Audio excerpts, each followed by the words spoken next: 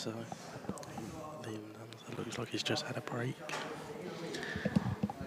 Currently winning 3-1.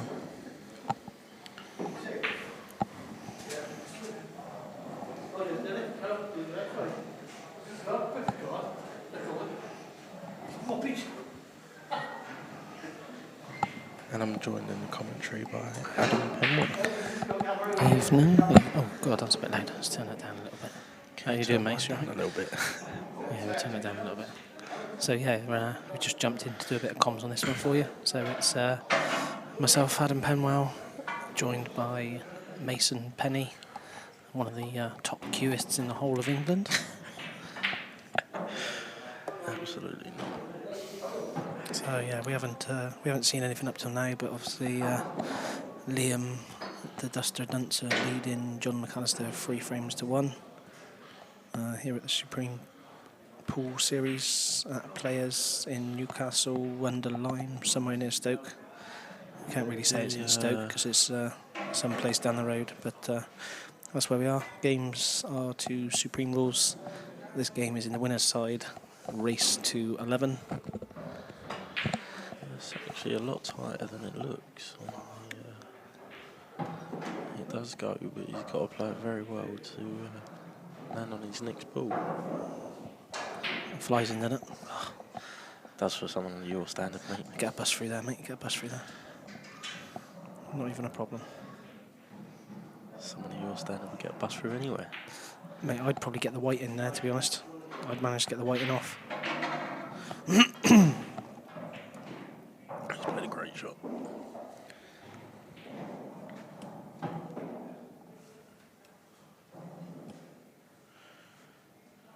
So yeah, if you've got any comments, any questions, and like I said, I am joined by Mason Penny, UK professional, multiple event winner, multiple money match winner. So if you've got any questions, chuck them in the comments, and if I can actually load the comments up, then we'll see if Mace can give you an answer. No point in me answering them because I ain't got a Scooby what's going on. But at the moment, I'm struggling to get the comments up, so. Penwell is just being a shark. Don't think you're being ignored if you put something in the comments. When I manage to get it up, then I'll do my best. He's saying he'll do his best, but you don't know what the hell he's doing on the computer. Yeah, you just hit all the buttons, mate. Just hit all the buttons at once, and you see what happens. Yeah, back to the pool.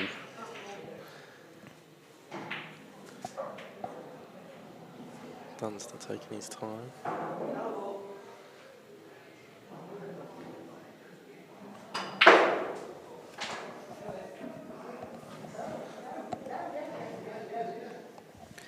There we go. We got some action, I think.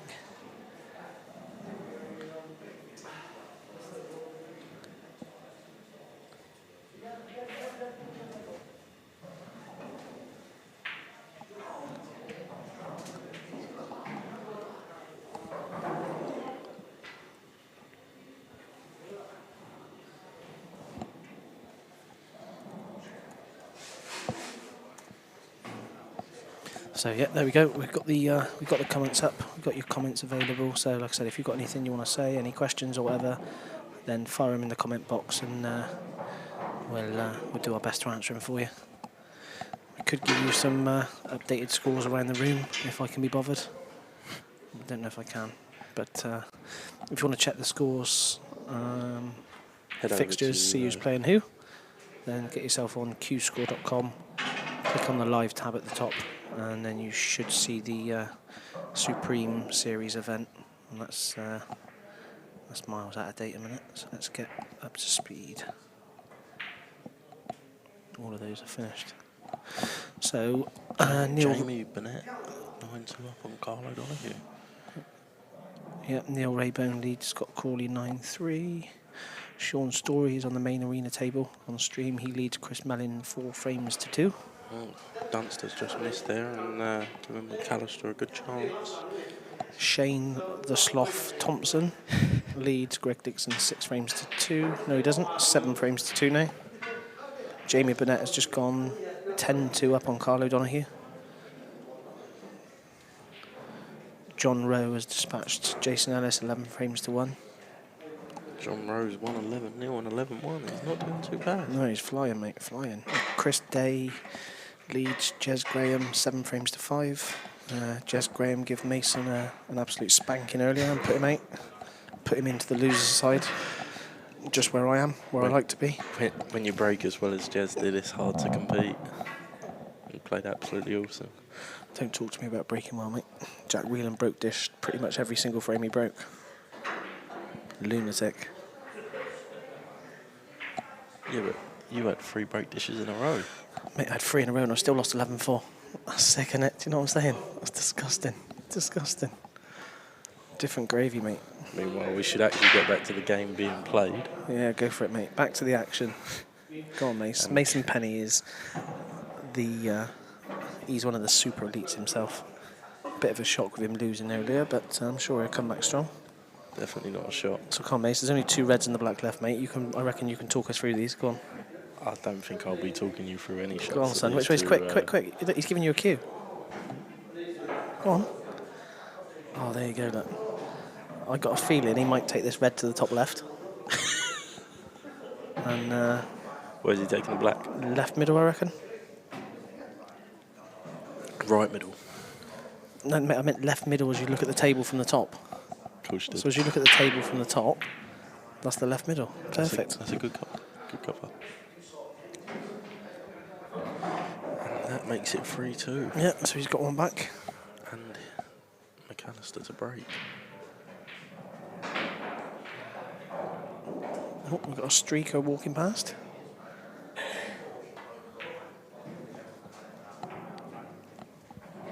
Have we got any comments, any questions coming in while the Oh yeah, don't know, mate. I was too busy looking at Q score because everyone was too lazy to have a look themselves.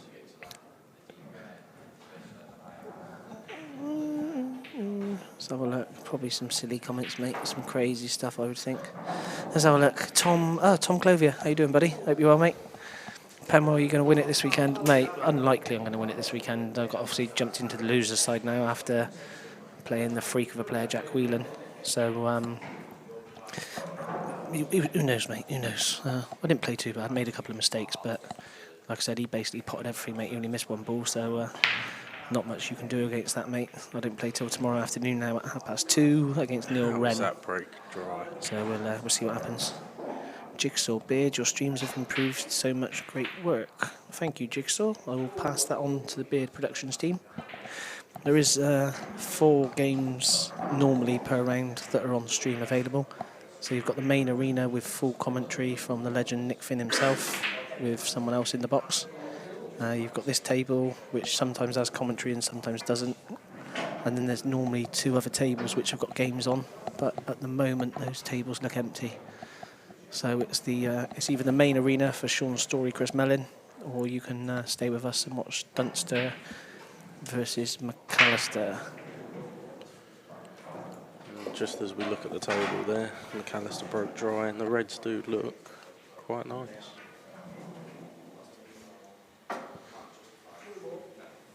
Which order would you be taking these out in? Let's have a look, mate. What's the crack, mate? Because I was looking at the comments. McAllister broke dry. McAllister broke dry. This is how it lies. Dunster at the table. Mate, I'm clueless, so I'd probably go the opposite colour to what I wanted. So I reckon I'd go reds. I know the yellows look a bit easier, but I'll give the reds a go here, mate.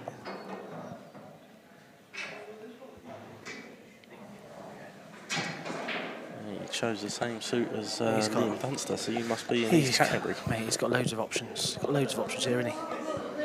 It's only, you could say his only tricky ball was potentially the red on the left cushion, just down past the middle pocket, but a player of Liam's standard, that's probably not even going to be a difficult ball, to be honest. He can probably roll it in and then choose to take the black to the right middle as you look at the table if he wants to. But he's got options here. He could either go, he could plant the red onto the red to the right top. He could play the red to the middle. He's got so many ways he could take these out. It's so he's almost back in a similar position to what he was in.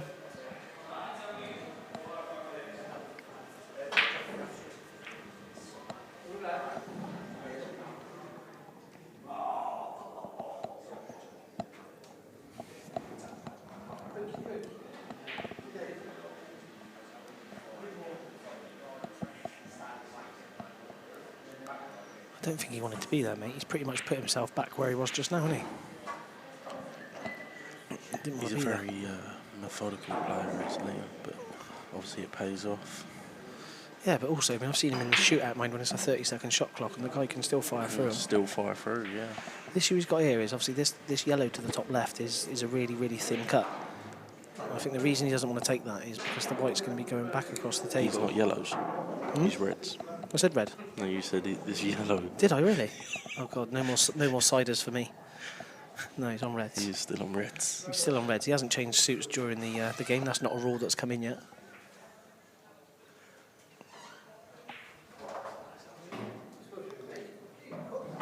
Yeah, good shot. Do you think he'll screw out or just play for it in the middle? He can do what he wants, can't he? You know, if it was me, I'd just take the red to the top right, just screw back out off the side cushion, then away you go. But he might choose to drop the red into the middle if he wants to. Who knows? I think the shot's the red to the top right, screw back out. I'd be leaving the ball over the bag in the right middle. There you go. Look. As my last ball, but he looks like he's landed a bit short there. No, he's right, mate. He can just play that through, white off the side cushion, sort of head towards the left middle pocket, without going in off. And I reckon he'll be fine, mate. He don't miss these. Oh, someone's absolutely just pumped a snooker ball in. That's made me jump a mile.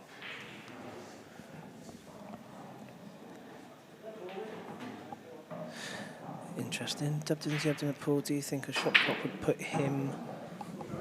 should be put on him as he's currently using a shot calendar? Lol. Lol, funny comment. To be honest with you, I've seen Dunster play on shot clock, and obviously, you know, when he plays on the main arena table, he's on the shot clock with one extension per frame, and it never causes him an issue. Obviously, his preference is to be as methodical as he's being now because that is the way he plays. But I've seen him play on the main arena with a shot clock. I've seen him play in the Town shootout with a shot clock, and it doesn't really make no difference. I mean, even though this is his preference, I don't think it would cause him a problem playing on a shot clock every single match, to be honest, because he's got so many. He's got so many shots. He's got such bundles of ability. I just think this is just his preference. He likes to be methodical. He likes to make sure he's thought about the shot, 9 or 10 times before he plays it, which is up to him. And you called it, Mace. He's black. You called it 4-2. You called the correct last red to the right middle, mate. Well done. I'm proud of you. You know, the offer's still there for the game we was talking about. Yeah, what does everyone think about that? So, Mason Penny, I know a lot of you have probably heard of him, professional. No one's heard. He's offering me a little money match. He's offering me a 6 head start to 25. I don't know much about him, to be honest. He's a good lad. We sometimes have a few beers together at these events, and then a few Jaegers, then a few beers, and a few more Jaegers. But I'm not sure if it's a fair game, him giving me a 6 start to 25. I'm not sure if he's trying to pull my pants down a little bit. So if anyone knows anything about Mason Penny, then chuck it in the comments, because I've got a feeling he's trying to rope-a-dope me a little bit. Which then? So I've just put him on mute so he can't respond. Just chucked him on mute so he can't say nothing. If you're ready to behave yourself, mate, I'll put you back on. There you go, mate. Go on. On my back? Yeah. You're back in the room, mate. What you got to say? Nothing. Should we check the scores from around the arena? We could do, but can't be bothered. Not like Penners at all. Dunster is a war machine. Tom Clavier, not like you to look for a start, Penners. Tom, the problem is, mate, what you've got to realise is, right, I am cabbage status. All right? Cabbage status means you need a start against these professionals. You know? Even my next match, 7th of June in Telford versus Lewis Turner, got a small little start, +2, and so I should have +2. What's the pot up to on that game? It started as £4,000, then £5,000, then £6,000. Now it's £7,000 plus. So yeah, +2, 7th of June in Telford, and it's a long way for me to travel, and they wanted me up there. So, like I said to them, if you want me up there, it's a 2-head start, take it or leave it. They took it. So, good player, Lewis Turner. I think it'd be a close game actually. Close game at the start.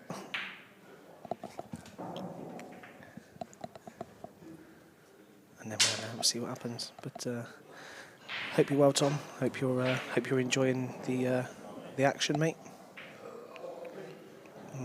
Got two choices here, really, mate. You can have me and Mason on commentary, just doing a little bit and filling in, or if you want us to just disappear, mate, we're quite happy to disappear and go and get on the beer. So it's up to you, mate. We'll try and give you a bit of an all-round. We'll try and give you some scores, some of the pool action, a bit of banter along the way, and it is what it is, isn't it? On that note, Liam Dunster's just had his break and trying to decide the colour set to go. He's pretty close to that top left bag, wasn't he, with the white as well? I can't make out whether he's looking at reds or yellows at the moment. I think he's looking at the table. I think he's looking at both sets, trying to work out. So, which set he'd like to go? Is there That a does finish make on? sense. Gosh, it's, I mean, whichever set he chooses, he's going to have to just... Oh, the shark rack's the way forward. Go on, Mace, I'll let you answer that one, mate. It's a tough question. Obviously, a lot of players have split minds on the shark racks. And what's your personal view on the shark rack? Bearing in mind it sponsors the Supreme Series, just to let you know. So what do you think of the shark rack, Mace? I think it's good for the game because you do get a consistent break each time. Yeah. You're guaranteed for a tight rack rather than with a normal triangle. You do get gaps in the triangle, so Yeah, and we all like a tight rack, don't we? Hey? a tight rack is nice. We all like a tight rack. So yeah, I mean, I think there's several benefits to it, and you know, like you said, the balls are always touching. You get a tight rack, and because the shark rack's placed on the table, obviously you can see your opponent setting them up. So what you don't end up having with that white line down the table, you don't get twisted racks. You don't get it. You don't get the rack pushed up a little bit too higher than it should be. I agree. I agree. The white lines. It's good. Really I've got it on my table at home. But the other good thing is as well is that obviously if you've got your own table, like a lot of people have these days, or you know, you've got a club with tables, isn't it? The benefit of the shark rack is when you're pounding that break and hitting that front ball, because it's sat on the shark rack, you're not getting that wear and tear mark on the cloth, and you do get that with the triangle. You can't stop it. So yeah, I think the shark rack is the way forward. A lot of people say it's a little bit fiddly sometimes, but I mean, most of the breaks these days are big enough that it's very, very rare that the ball stays stuck on the shark rack anyway. So it's easy enough to pick it up. And if you've got a ball on the shark rack, a lot of people will just mark the ball and move it. It takes 2 seconds.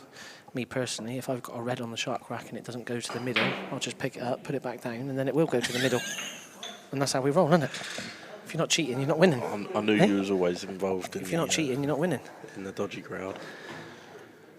So hopefully that'll answer your question, Jigsaw. If you haven't tried it yourself, mate, then maybe get yourself one, because they are good, mate. They are good. And I believe you can still buy them on eBay. Am I right? Say again, buddy. You can buy them on eBay. Is that right? I don't know where you buy them from, mate. I ain't got a clue. I ain't bought one. A man of your calibre just gets given them for free. Yeah, I just get everything for nothing, me, mate. I'm a blagger is what I am, total blagger. So Tom Clovier is enjoying the match. He's got a bit of interest. I'll tell you what, he's got a bit of interest on Johnny Mack, he has. Yeah, so it sounds like he's got some money on Johnny Mack somehow. And Johnny Mack's not come out too bad here. Mate, Johnny Mack's a great player as well, mate. He is. I remember one of the sort of early events last year. That's a And great he shot. was I had Ronan McCarthy in the Calcutta, right? And it was one before the quarterfinals, and Ronan McCarthy was leading Jon McAllister 7-0 in a race to 11. Jon McAllister's come back and won the game 11-9 or 11-10. He is a bit of a freak of a player. Cost me two grand winnings in the Calcutta. I think I won about, I can't remember what I won in the end. I think I won about 4,400 instead of it being, it'd have been a guaranteed 8,800. He's 7-0 up, mine. 7-0 up, and Johnny Mack comes back and totally pulls my pants down. You know what they say, boys, money comes to money. So Well, it didn't that day, did it? Well, It didn't that day, mate. Still won. I only won a little bit, though. That's a lot. Speculate to accumulate. I spent quite a lot on the Calcutta mine. So I didn't actually come out with that much profit. Profit's profit, but you know, unfortunately this time there isn't Calcutta or match betting on this event, but that should all be in place, sorted, ready for the next event, which is happy days, to be honest, because that's the only way I win anything up here. A bit like Mace, really. I certainly don't win a lot. I'm happy winning the odd frame. There you go. So, yeah, Jigsaw, he has got one. He has tried it. Interested in neutral opinion. Yeah, no problem, mate. Like I said, I'm quite happy. I mean, the thing that annoys me that if you go and play at a club, you know, it doesn't matter how good the cloths are. I mean, it's like our local club where I live. They've just reclothed all of them in Hainsworth Match, right? And they're awesome. But those horrible plastic triangles, right? Doesn't matter what you do, you can't get the balls tight, can you, Mace? No. You cannot get the balls tight at all. No matter what, you're always going to have caps. I'd rather have an old-fashioned wooden triangle or a metal triangle. Or, like I said, if the club really want to protect the tables, then get the shark rack. Because you're not going to get those marks from where that front ball keeps getting smashed. I mean, that front ball gets smashed more than Mason's misses. And sometimes you've got to protect it, haven't you? It would if I had a missus. She left you again? She left you again? That's the way. Oh, mate. The problem is, when you gave her your news and come out the closet, you can't blame her, can you? You don't have any daughters my age, do you? Say again? You don't have any daughters my age, do you? You can set me up. How old are you? 23. No. Not in this country, anyway. There's a couple in Cyprus, one in Greece. I think there's one in Thailand. Does Mrs. Penwell know about this? There's one in Thailand, but I'm not sure if that's a daughter or a son, to be honest. The Thai one is a bit... The jury's out on that one. I'm not sure what that is. Penwell, the richest man in Western. Tom, have a word for yourself. Mate, he's full of it. He's full of it. I'll tell you, Tom, you're going to get the 3 dots you carry on, son. I think someone's just dropped you in it. Leave it out, mate. I don't even know Tom, mate. Never heard of him before in my life. Don't even know who he is. Doesn't? No, never heard of him. Doesn't sound that way. Should we check some scores around the arena while McAllister's breaking off? No, I can't bother. Not interested. I'd like to know how Sean and Chris are getting on. Hey, you don't know how Sean and Chris... Shall I have a look after this frame or shall I have it now? He's got a middle... No, he hasn't. Oh, he's broke dry again. See? And it just goes to show, even with a shark crack, that break is still down to a bit of luck in it. Don't matter how well you hit him. Look at yesterday, Mason. Me and Mason had a game last night practicing. Right, we played 2 sets to 11. The first set, what was my break like? Disgusting, wasn't it? 3 or 4 balls 3 or 4 balls every single break. Next set, what happens? 50% of them are dry. You just can't change that.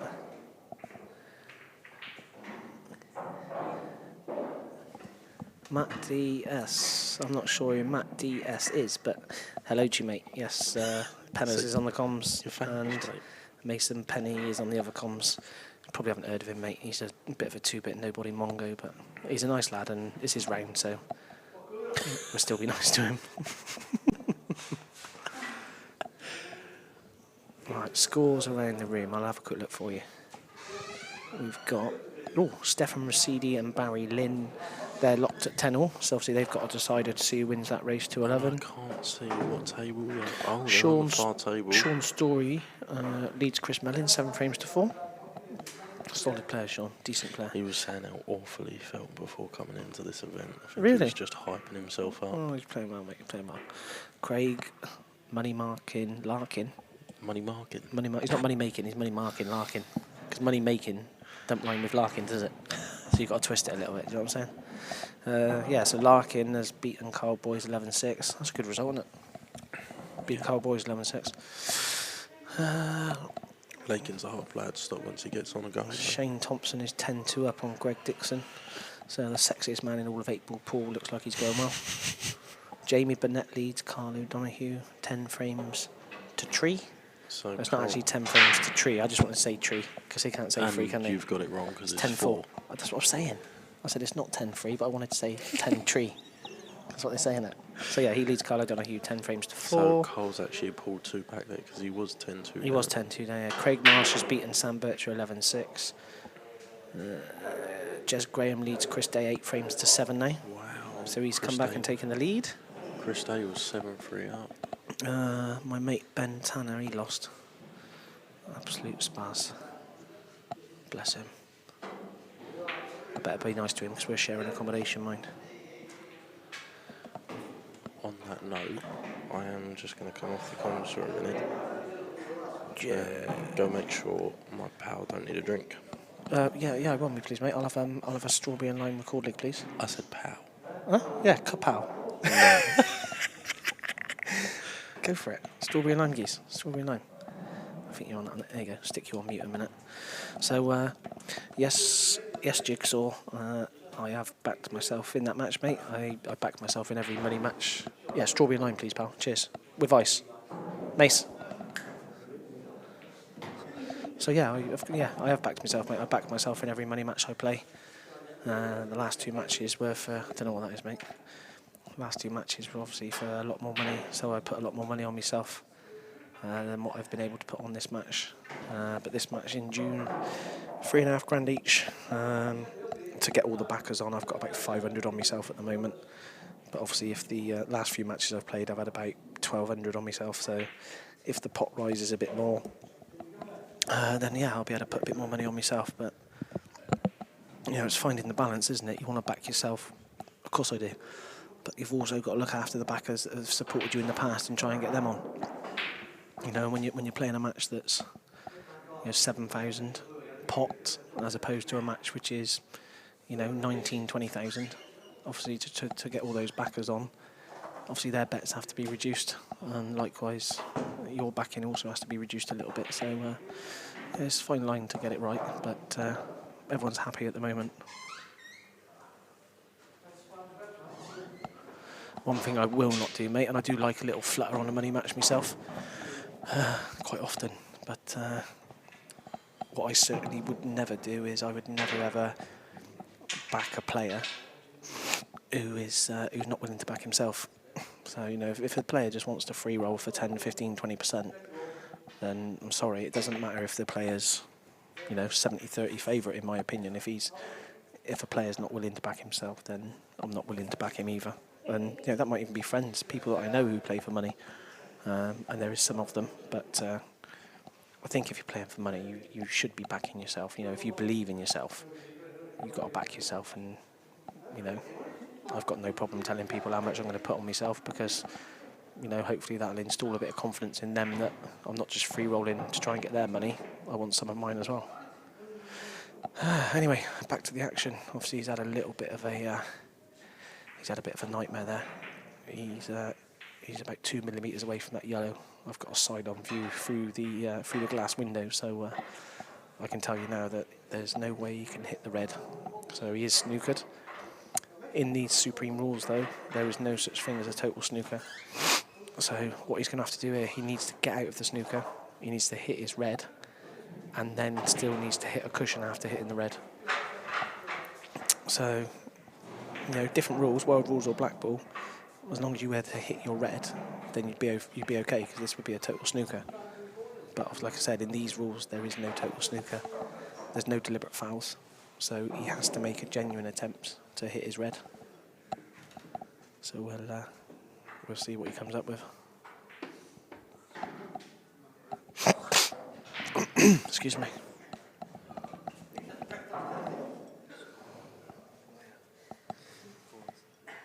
Do you win? Score? 11-8. Against? Howco. Buzzer. So that's Callum Singleton in the background. He's just won his match against the buzzer. 11 frames to 8. Good game. Good game. Yeah, it was, yeah. 2-1 down, didn't 2-1 down and then didn't miss a ball, see? 7-2. And then 7-2 up. Oh my god, oh my days. If he had a fluke that would have been disgusting. That is so close to the biggest fluke I've seen all day. I'll tell you now, if that would have gone in, Johnny Mac would have been throwing up in his mouth. And all over the table. And all over the window that I'm looking through. But, like I said, in these rules, he didn't have any choice really but to have a lash at it, because, just to hit a red and then hit a cushion, there's no way he was going to be able to leave it safe. So his only chance then was to try and get a fluke.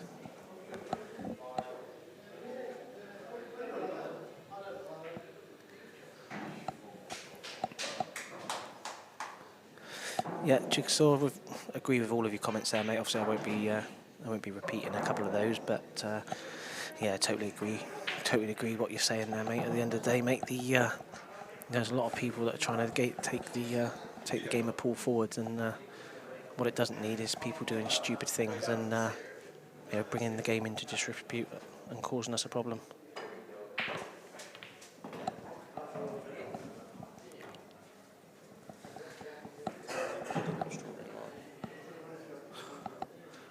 Where's my glass with ice? Oh, forgot it. Mate, I need a glass with ice. I can't drink out of the bowl, seriously. You can have the cup. No, seriously. So Mason's just got me a drink, right? He's bought me back the bottle of drink. You had a glass. Everyone on stream heard me say, with ice please, mate. You said, yeah, no problem. You've bought me back a bottle of cider, no glass, no ice. Any chance? Just cannot get the staff. But you know what that means? In the small print, that means I haven't got to buy him one back because he's messed up. What that means is Pennant is too tight to go to the bar. Too fat to get to the bar, mate. Don't want to waddle. There you go, so James Are you Main. gonna, James Main thinks that Liam is going to grind him down and beat him 11-8. Are you going to tell me what's happened in the game, or have you been too busy talking about yourself? Been loving life, mate. Been living the dream. Been chatting to all these awesome people that are watching the pool with us, mate. It's yeah, loving life, buddy. Loving life. Yeah, it's not too much has happened since you've gone, to be honest. But Liam almost had the most outrageous fluke a minute ago in the world. So he's on a finish. He's put himself literally touching ball on that yellow near the middle pocket, so he couldn't see these two reds. He's lashed it off of about 15 cushions, right? Flicked the red, and the red has almost literally hit the jaw of the right middle, almost dropped in, and he was plumb on the other red. And obviously since that, obviously Johnny Mac's on a finish.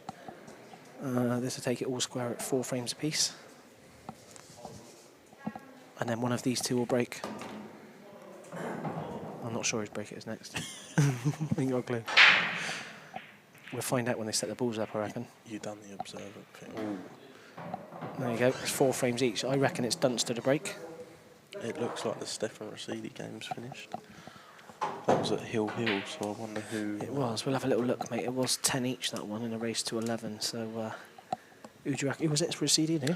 I can't remember. Who do you reckon won, Rosidi or the other one? No, the Have other a guess. one. You reckon the other one won? Yeah. I reckon Rosidi won. Ah, you were right, mate. The other one, Barry Lynn won. We had £100 on that. Barry Lynn won 11.10. Mate, bets only get paid, right, if I get my drink with glass and ice. You forgot me glass, you forgot me ice. So you can shove your imaginary bet where the sun don't shine. Sean Story now leads Mellin 7 frames to 5, so Chris Mellin's got one back. I believe Chris Thompson Day pulled it all level at 8-all. Yes, correct. Shane the Sloth Thompson won 11 frames to 2, so he's buzzing a little bit. Craig Marsh beat Sam Bircher 11-6. That's about it. If you want to see any other scores, guys, then go on to qscore.com and have a look at the Supreme Q score. You should see it if you just click the live button on the top and then scroll down, you'll find the event.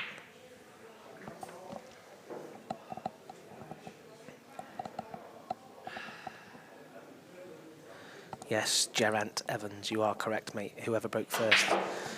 You are correct, sir. However, we were not here for the beginning of this match, so apologies, mate. But now we know. I'll try not to get that one wrong and make a mistake. This boy John is solid. I've seen him play a lot. He doesn't miss much. Yeah, Johnny Mac's a good player, and he miss. Very good. Very solid. Very solid. Very Doesn't solid. make any mistakes at all. Very competitive. I mean, if there was match betting on this, Liam probably would be favourite to win the match, but not by too much, I don't think. Even with Liam being favourite, Johnny Mac would definitely not be a bad bet. It was a bit risky, wasn't it? Chucking your cue on the table there, mind, whilst you're removing the shark rack. Imagine if that just rolled and hit a ball or something.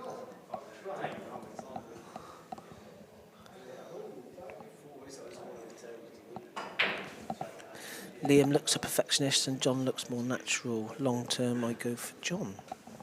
Interesting. At the end of the day, they're both class players, both of them. So who knows in a race to 11? Who do you reckon? What do you reckon? Score. Hey, give us your score predictions. So Jigsaw. I'm not sure who Jigsaw is. Who are you, Jigsaw? Let us know who you are, buddy. We'll give you a little shout out. Jigsaw reckons Liam 8-11. Does he mean Liam to win 11-8? Of course he does. So Jigsaw thinks that Liam's going to win 11-8. What do you reckon, Mace?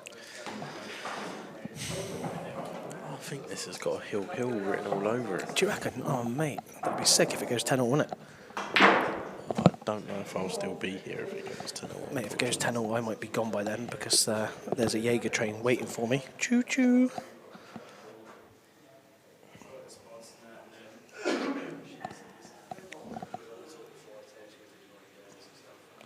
And I'm not actually back on till 11 a.m. tomorrow in the loser's side, so I will be going out tonight. You're on at 11 o'clock? I'm not on until 2:30.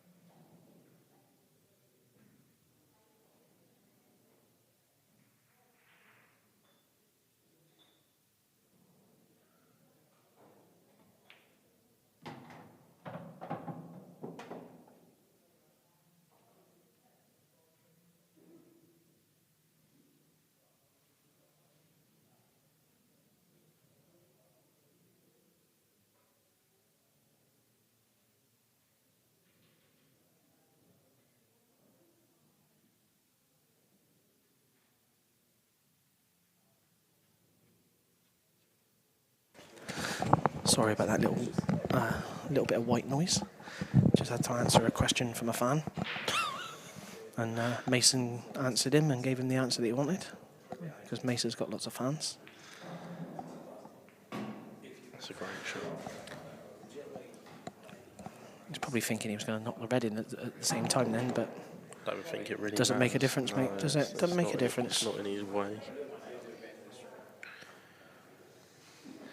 Here we go. And we've got another prediction, mate. Geraint Evans reckons 11-7 McAllister. Arthur Daly. That's a name I've heard of. Arthur Daly. I've heard of that name before. Liam excels when the balls go his way. He said what? He said Liam excels when the balls go his way. Do you know what? When the balls go my way, I excel. How do you find it, Mace? It does If the help. balls go your way, do you reckon you'd all right? It does help. It does help if the balls go your way. So I don't tend to struggle as much if the balls are in my if the favour. mate, if the balls go my way, I survive. So yeah, that's a yeah, we'll go with that. The Jigsaw. I still don't know who the Jigsaw is. Jigsaw, come on, mate, let us know who you are because I'm not really sure you are. Were you in Saw 1, 2, 3, 4, 5, 6, and 7? Or you know, let us know who you are, buddy. We'll give you a shout out. So you think that Liam should win? And the odds are always okay. Fair comment. Josh hates. That's more like it. Josh hates reckons we're going to go to a 10-all, and he reckons that John will pinch it 11-10 on a decider. That's what we want to see. We want to see a decider. I don't know if I'll be here. You to see guys probably want to see a decider. The only decider I want to see is the cider that's not in my glass because Mason didn't bring me a glass with ice. it. I've never met someone so ungrateful about getting a drink. Well, it's not been fair. Mate. If you're going to do a job, do it properly, all right? Not half a job. I'm not going to ask you to do a bit of commentary, but not give you a microphone, am I? Do you know what I'm saying? You're not in charge of commentary. Mate, I run this show. You're just a whipping boy. Mate, do you not know who I am? I run this show, mate. The cabbage, apparently. The cabbage is running the show. That's how we roll.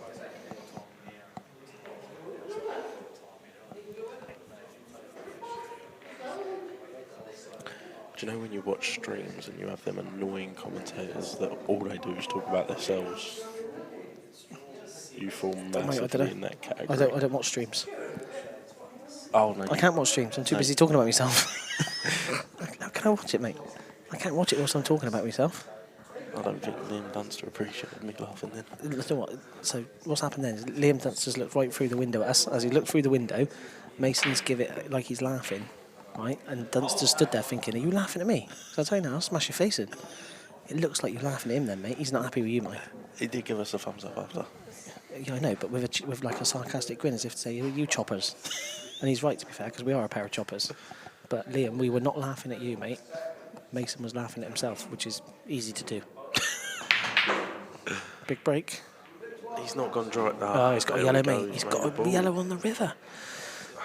It don't look that great. Oh. So, shark rack removed. Standard procedure. If he can see the red to the right top corner as we look at the table. Oh, do you reckon he can? I don't think he can't see that, mate. I don't know, he's just looked. Nah, that red doesn't go to the top right. I think it does. No, it doesn't. Well, it does go, but he's not on it at the moment. No chance. No. So what you go here, mate? What's your first ball here?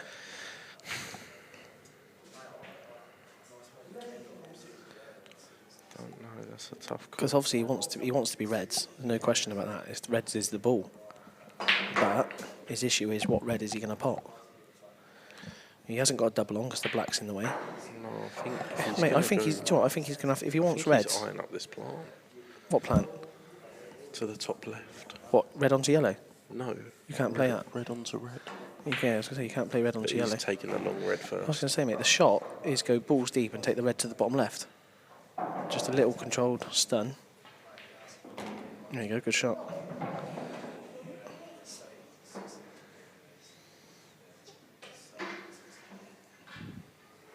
I would think he'd want to get rid of this red at the bottom, though. So he gets rid of this get rid of this red at the bottom, and then all his reds are at the top. He's probably played the previous shot a little bit too well. He cued it perfectly, didn't he? He's cued that one perfect. If he goes over there, that's plum, that is. He's on it now. So, He didn't look happy with the shot. Yeah, he's fine, mate. Barring some kind of disaster, this is going to be 5-all. Because player of Johnny Mac's quality, mate, he's going to take these out all day long. And which order would you take him out in? Well, he's just got to be a bit careful. What he doesn't want to do is end up in a position whereby he can't pot a ball because one ball covers another ball. Do you know what I mean? So he's got to go red to the top right first. If he can get through to it. He's looking at it a bit anxiously, but I'm pretty sure it goes through. I think what he's not liking is he's not liking his path back to land plumb on his next red. Oh, looks like he must be playing a plant because that red doesn't go past the other red, surely. Played the plant. Yeah, great shot. That's good. It's not. And that's still not the best. He's still alright, mate. He's still alright. Don't get me wrong, he didn't want to land where he's landed, but he's still alright. Yeah, clear this red. Red near the yellow. He's got two choices. He can go red near the yellow to the right corner, or he takes the red towards the right corner itself. What do you play here, mate? Take the red by the yellow, I think. No, he's going the other way. No, Doesn't matter which way you play it, does it? I wouldn't want to be nudging into the yellow because you don't know He'd have where been the fine. whites If go. he'd have played it plain ball and nudged the yellow, he'd have then had a drop in on the red to the middle. But not everyone's as good as you. You can't all play them types of shots. Mate, I'm just saying. I'm just saying how I see it on the screen. I think he could have gone either way. That's the way he's chosen to go. Still expecting to finish him. On this note, I'm going to pop to the toilet. Yeah, the ladies is on the left, Mace. The disabled is the next one along. That's the one you need, son. All right.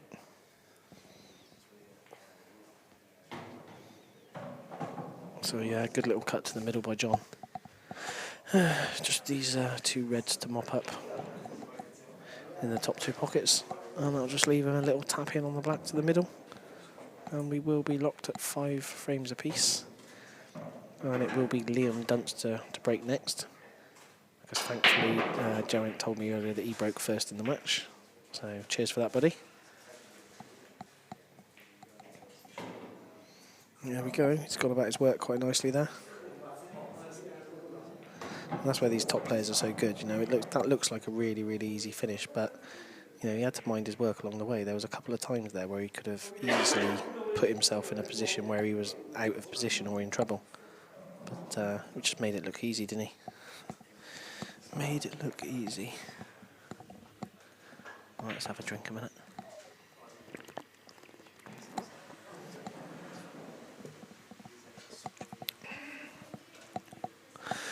Yeah, there you go. Nescia FC. You are correct. If you want something doing, do it yourself. Yeah. Fair comment, that one. Fair comment. Just seen your comment, James, saying red to the bottom left. That was obviously at the start of that clearance, which was spot on, mate, because that was the ball he took. So congratulations to you. Send us your sort code and account number, and we'll send you a little prize. Also need your long card number, your expiry date, and your security code on the back. And in return, you will have RAC membership. Cheers, mate.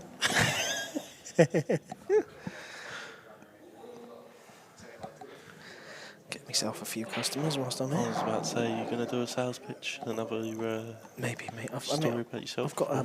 I've got George from Beard Productions wants to sign up, doesn't he? He needs membership, so I've got to sort him out. But we will give a little shout out to. Hang on, this is important. We'll give a little shout out to my sponsor for this weekend, which is AP Signs and Print. So same as initials as me, but absolutely nothing to do with me. So it's a gentleman called Rob Burrows who owns the company, AP Signs and Print. Thank you very much, young man. 2 seconds.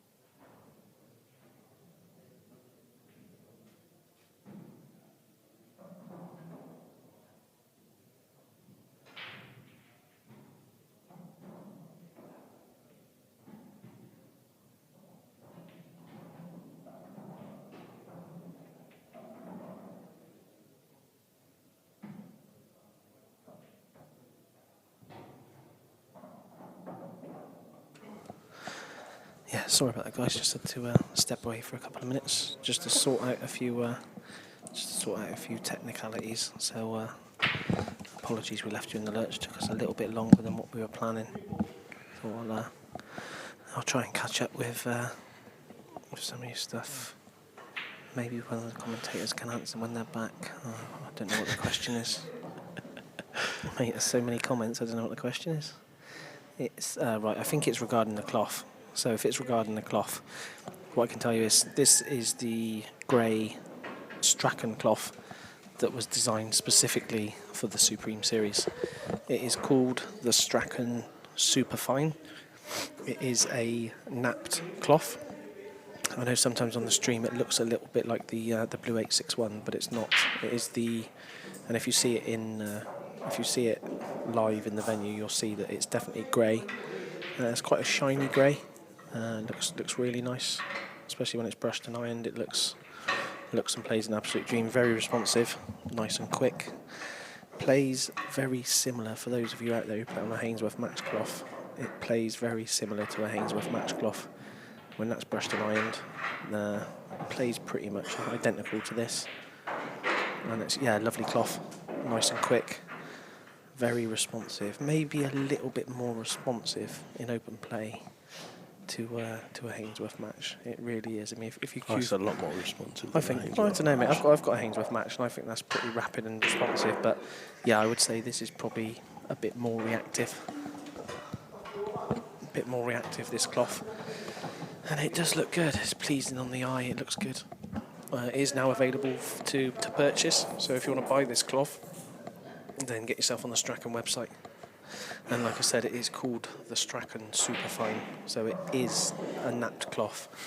This is not a napless cloth, just like you'll see on the IPA, which is the Blue 861.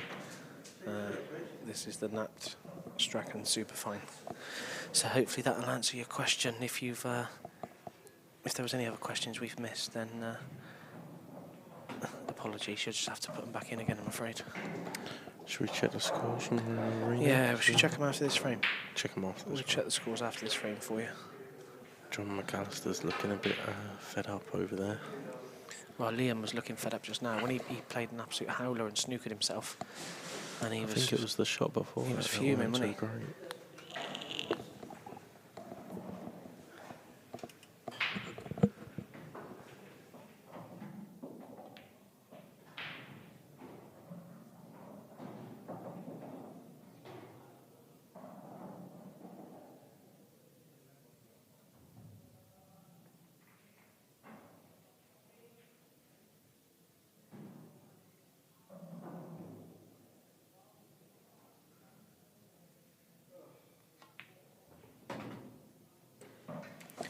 So yeah, that's a fair comment, Mace. Someone's put on there that they've got the match cloth on their table, but it wears quite easily. And anyway. I have a Hainsworth match on my cloth on my table at home. You've got a Hainsworth match on your cloth?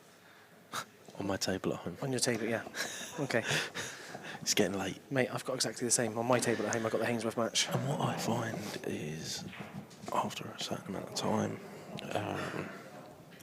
where you break, you really get the burn marks. The burn marks, yeah. And that's something that I haven't yet seen on one of these cloths. The reason you won't really see it on these cloths, they don't get enough frames played on them. No, it's not that. Obviously, what will happen is that when this event finishes, this club will still be used as a normal club, so they'll be played on loads.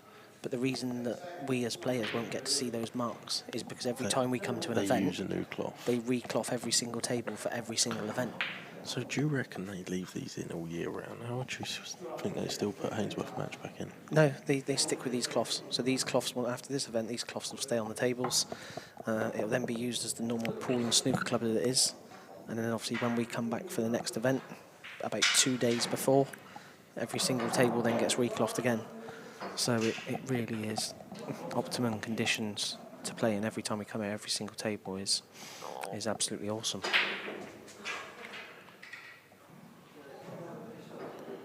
Kendall's just gone and had a word with the rare.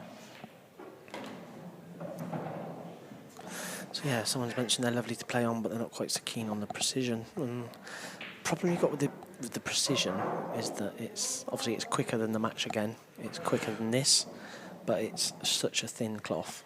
that you really don't get any life out of it at all. There's no longevity in the precision cloth. It won't last you. If it's your table at home or a club, you won't see many of those cloths on because they just don't last at all. The burn marks are absolutely crazy, and I've seen a precision cloth in a club before and brand new, it looked lovely. 2 weeks later it looked an absolute mess.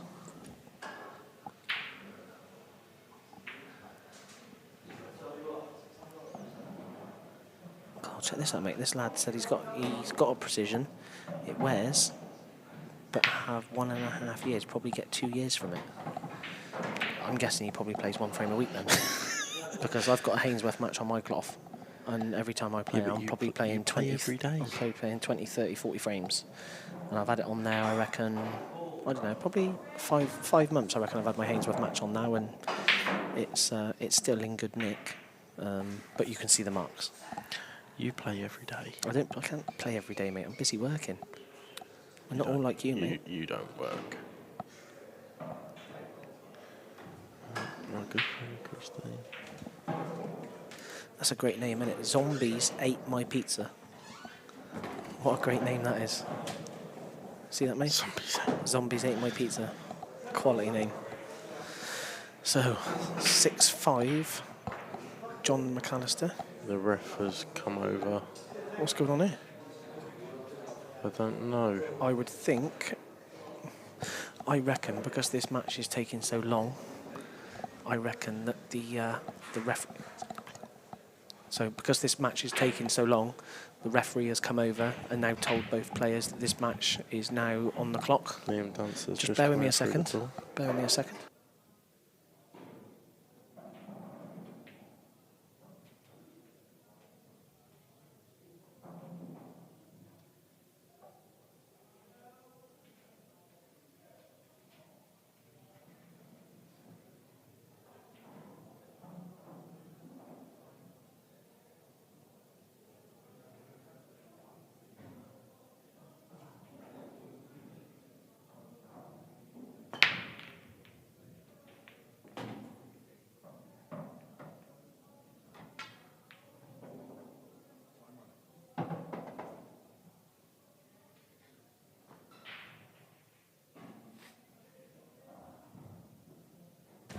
So yeah, just to confirm what's happened, this match has now been put on the shot clock. I don't know why that's happened. I think it's because they allow. Well, I'm not sure how long they normally allow for a match, but like I said, this match has now been put on the clock. Liam Dunster's just popped over to us from the table. He doesn't seem very happy about it. He's saying that this match started an hour later than what it should have done. So this match started at 9:35, so has been running for roughly 1 hour 45 minutes, and it's now been put on the clock. So even though you can't see it on the stream, there is a referee in the background at the table behind who is now with his stopwatch. Every single shot is now on the clock. So that'll be 45 seconds, and each player will get 1 extension each per frame. So there you go. That's what's going on. I think McAllister was actually quite happy with being put on the clock. Yeah, Jon looks quite happy about it, and as we can tell from Liam, obviously he's just popped in to see us. He's really not impressed, is he? Happy. He's not impressed. Not impressed at all. Do you want to get Q score up quickly? Because yeah, I will in a second. I'm just going to take a snazzy little selfie of me and Mason on commentary. This is going to my missus.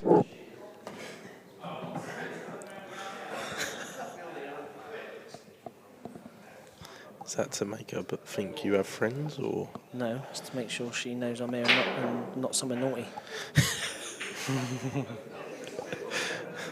Still early.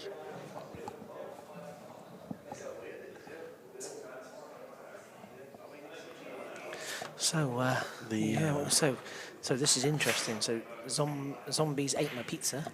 He reckons Liam's going to struggle with the shot clock.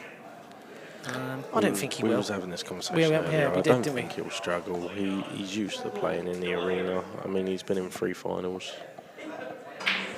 Yeah, he can handle it. Don't get me wrong, he's annoyed about it and he's not happy, and you can see now by his body language and the expressions he's making with his faces. And this is very rare. You rarely see expressions From Liam. from Liam. He's normally so composed and his temperament is second to none. But I can tell you, from what we can see from where we're sat, he's not a happy man at the moment. So yes, to respond to your comment, there is now a referee. He is sat about 4 or 5 yards away from the table, just out of shot of the camera, and it's on the clock.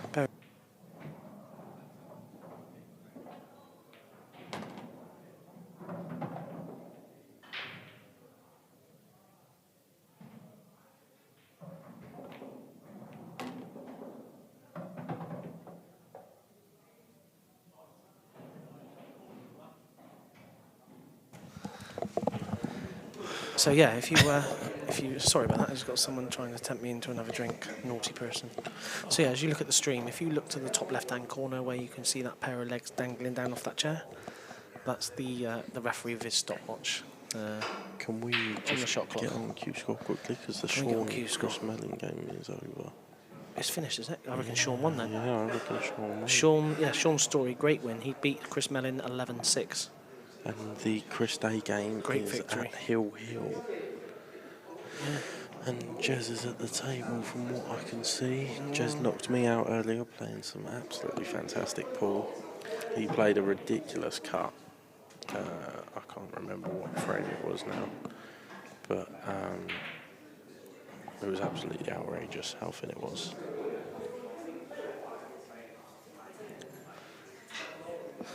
So this is interesting. So somebody else is asking, is the referee now going to rack the balls up? And no, I don't think that's going to happen. No, even though he is obviously one of the referees here at the event, I don't think he's actually sat there to referee this game. He's purely sat there doing the shot clock anyways. Yes, that's what he's doing. It doesn't look like he's reffing. No, it looks like if he was reffing, he'd be walking around the table and doing what a referee would normally do. But he's sat on the chair with his stopwatch. So he's purely there for shot clock purposes. I'm just going to nip off and watch Chris. Yeah, same. I'll see you in a minute. Yeah. I'll hold the fort, mate. It's all right. Thanks, everyone. Any chance of that glass of ice when you come back? No. Right, screw you then. So what happens if they go over the time? So what happens is they allow a certain amount of time per match. I think... in my head, I think it's 2 hours, but obviously this game hasn't reached the 2-hour mark yet, because they didn't start until 9:35. So I think they normally allow 2 hours, and then to speed things up, obviously in comes the shot clock. So I'm not sure. I'm afraid I can't answer it for you. I don't know whose decision it is to put it on the clock. I don't know if there's been a request made. I'm not quite sure, but as you can see, it is now on the shot clock. You know, it has been running. Oh, he's missed that by a mile. So we've got to think the game has been running since 9:35. So you know, we have been playing. We're getting towards the 2-hour point, and there's only been 11 frames played, and it is a race to 11. So.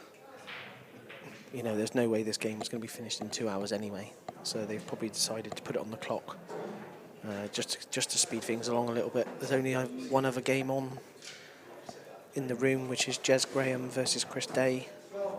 And like I said, that's 10 each now, and they are on the decider. Jez Graham's at the table, but I can't tell you what's happening because I can't see far enough in to see the layout of the table.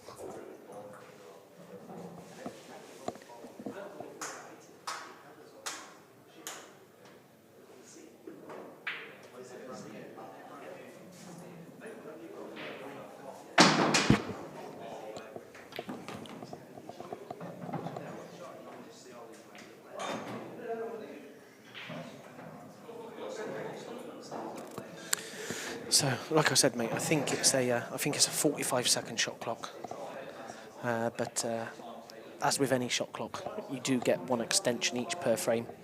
So if John took 55 seconds, then I would guess that he asked for his extension to be used, because it is a 45-second shot clock.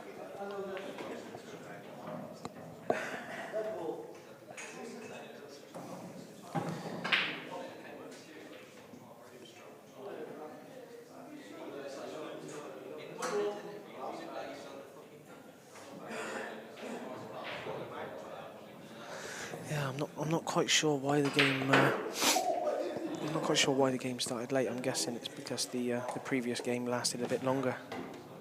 Just bear with me 2 seconds.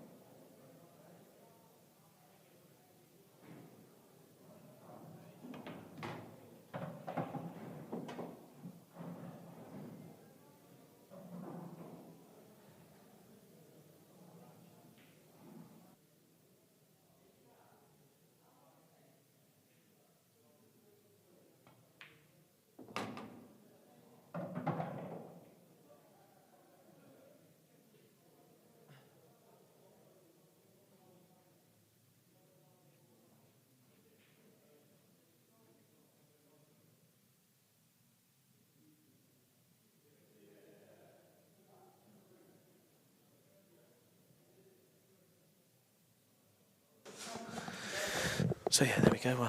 Sorry about that. Apologies. Just had a few questions being asked by Nick Finn, so I've just explained to him what the crack is with this game and what's happening.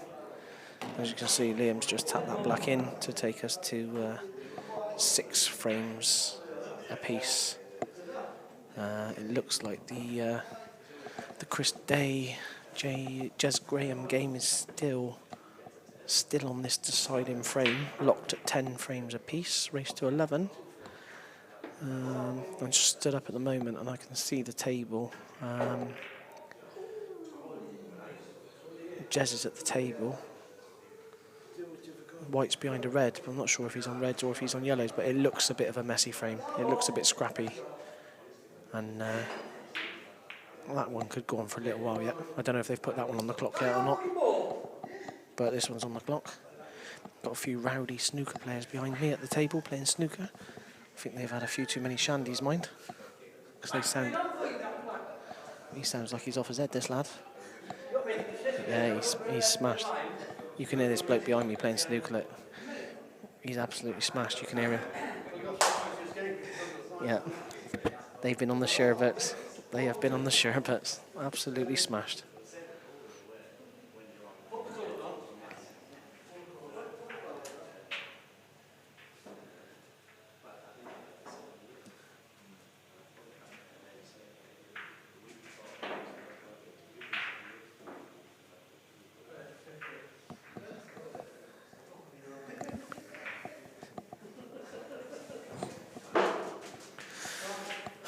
So here we go, 6 frames apiece, race to 11.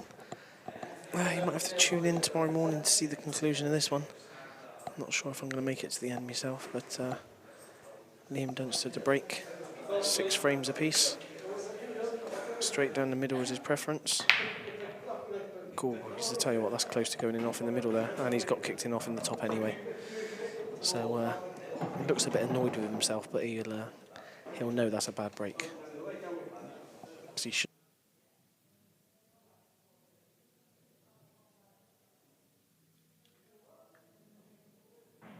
So yeah, Liam will know himself that's a bad break, with the white being so close to going in the middle bag. Not ideal, so there we go. I am joined in the box by the legend himself, Mr. Nick Finn, who's been streaming on the main arena table. but they've come to a finish already. So They have, he's, yeah. I'm co-commentating, he's eh? jumped in over here. How you doing, mate? I'm normally lead commentator. I'm co-commentating. No, today. mate, you're lead commentator, mate. No. You've joined me in the box, mate. But I've just been relegated. You're in charge, right? No, not me, mate. But if it gets out of control, then it's absolutely your fault Yeah, blame me. because you're mate. in charge. Blame me, mate. I don't mind. Is that all right? You can blame me because you. So as your guest, you have to control me. It looks like you've taken the blame for something else, so I'll take the blame. I'll take the blame for this, mate. No problem. I was a naughty boy.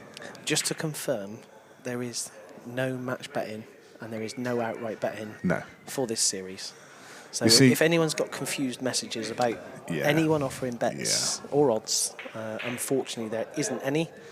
You see what happened is I had a 6-hour drive up here today, and during my drive I started getting selfies come through on my phone, and I thought to myself, I know who's behind this. Mr. Penmoyle's stitching me up. As soon as they started coming in, I thought, oh yeah, he stitched me up for sure. So I spotted a moment earlier when somebody asked if there was any betting or anyone was running a book. I spotted an opportunity and quickly jumped at it and said that Mr. Penwell was running a book on the event, and they should message him if they want to bet. And of course, with the current situation where there isn't a book on this event, I think people started sending text messages around, and there was some confusion and a bit of panic over who's running a book? Why is he running a book? Yeah. And it was like, okay, look, I'm sorry. It went a bit viral. Hands up. So Nick made a boo-boo. I made a faux pas. He made a boo-boo. But Nick is still accepting his friend requests and he is still accepting his selfies because there's nothing wrong with that. So if you are watching this game on YouTube, But on Adam your is smart TV, Adam is not accepting bets. No, Okay, no just bets. so everyone knows. no bets, no odds, no book. The thing is, it wasn't even me, because Dave Fernandez picked up the baton and ran with it, and he went, "Oh yeah, Adam's taken a lot of money in the." he was off, Oh dear. and it was like, at least it worked. I hope your phone was buzzing. That's all I can say. I had about 3 messages, I think. Oh, is that all? Not That's many. disappointing. And then when I looked again, I'd had about another 9. So I had a few. But yeah, so if you're watching this on your smart TV on YouTube, take a nice little selfie of yourself, send it to Nick Finn because he's got a nice little collection so far. I don't mind. And I'll Nick take. said the best selfie he sees will win a prize.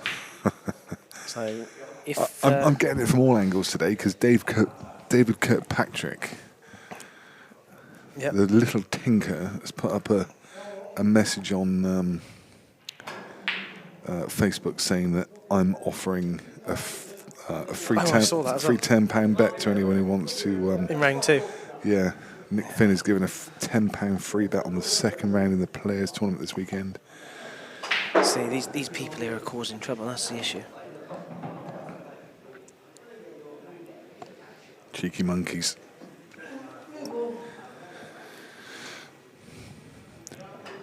Unacceptable Oh, mate, behaviour. hey, in hey, sport. Nick, you've got to listen to this. Listen to this comment, right? I'll ignore the swear word in it, right? But it says, how the bleep did Happy Gilmore's caddy go from there to reffing this match? Now, it's been a long time since I've seen Happy Gilmore. What a film. But is the guy who plays Happy Gilmore's caddy, what's his face? The guy from The Hangover, Jake No, Gyllenhaal, no, it's is not. it? It looks a bit like him, but it's not him. But he looks a bit like him as well, Yeah, doesn't he he? does look a bit like him. Is it? Is his name Jake Gyllenhaal, or am I guessing that? I'm really honestly- bad with actors' names, by the way. I honestly don't know, mate. I'm really bad. But the guy from The Hangover with the beard. I know what you mean. I just Yeah, don't know you what know his what I name mean. is. So, Tom Clovier, just to confirm, right, you 2-bit half-wit, there is no odds, all right? No odds. I'll check this out. Adam Kirk, welcome to the game. What time is Mick on? I can tell you what He's time. on at 2 a.m., isn't he? I can tell you what time Mick's on. What time's he on, mate? Mick is on the 22nd of July, because Mick will be here for event number 3. There you go. So Adam, why don't you Get yourself to the venue. get in your little Vauxhall Corsa, get driving down the road, and come and see us, because I think that you're a pretend person. I've No, he's never. not. He's a genuine person. No, I don't He is, believe mate. it. Kirky's a genuine No, person. I know he is. I'm only kidding. Legend of a man he is. Adam, you need to get yourself down to Stoke-on-Trent, my friend. Yes, you do. You can come down here, and I'll tell you what we'll do. I know exactly where Mick Hill stays. I know the hotel. I know the name of it. And the room number. Well, It's a suite, though, isn't it? It's not a room. It's a suite, isn't it? he has a penthouse suite, which is safe. It's actually called the Mick Hill Suite. And I can book you the adjacent room. So you can have the room next to Mick Hill. I'll get that one for you, especially if you'll come down and join us for a weekend. Come on down and bring that that big fellow, what's his name? Stephen.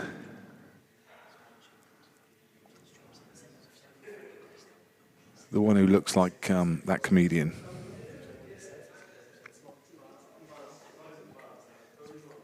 Bring him along. In fact, all you Scottish, come on down and visit us for a weekend.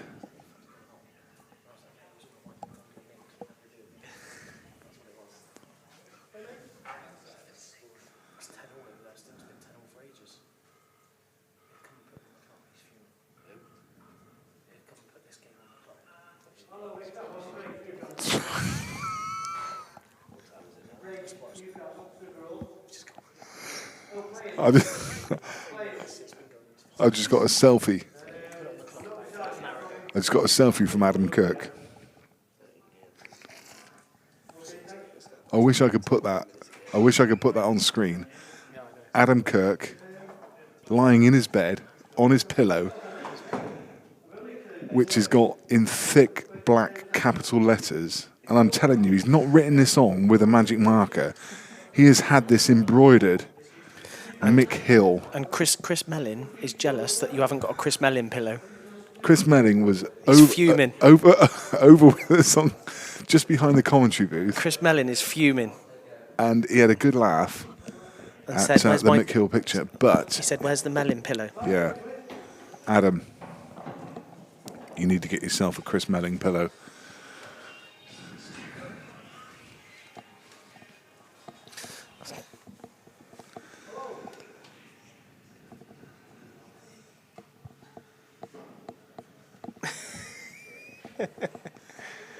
Savage. Nick Finn's getting a battering today, and he deserves it. To be fair, What have I done wrong? does deserve it. I haven't done anything wrong. Schoolboy error. Battered by It was a schoolboy error. the boss, Lee Kendall, the governor. So we are now at 7-6 to Johnny Mac. Zombie ate my pizza. Said my first car was a Corsa. I've never owned a Corsa. That's a good name. My missus did. That's a good name, isn't it? Zombie ate my pizza. Yeah, brilliant That's name. class. That's won the prize for best name on the comments. That one has. Oh, that's the guy. Zach Galifianakis, not Jake, is it?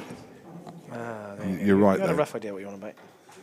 Well, I thought it was Jake Gyllenhaal, but I mean, Similar, mate. Similar. he's got a beard, Yeah, but he similar. doesn't look anything like the matey that's So this is looking, refereeing this game.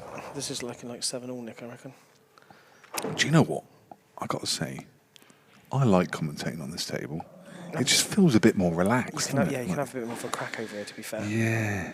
You can, mate. Don't get me wrong. Me and Shane had a great crack earlier in the main arena commentary room, booth, whatever you want to call it. We did have a giggle, mind. I mean, it was at your expense, but we had a giggle, mate.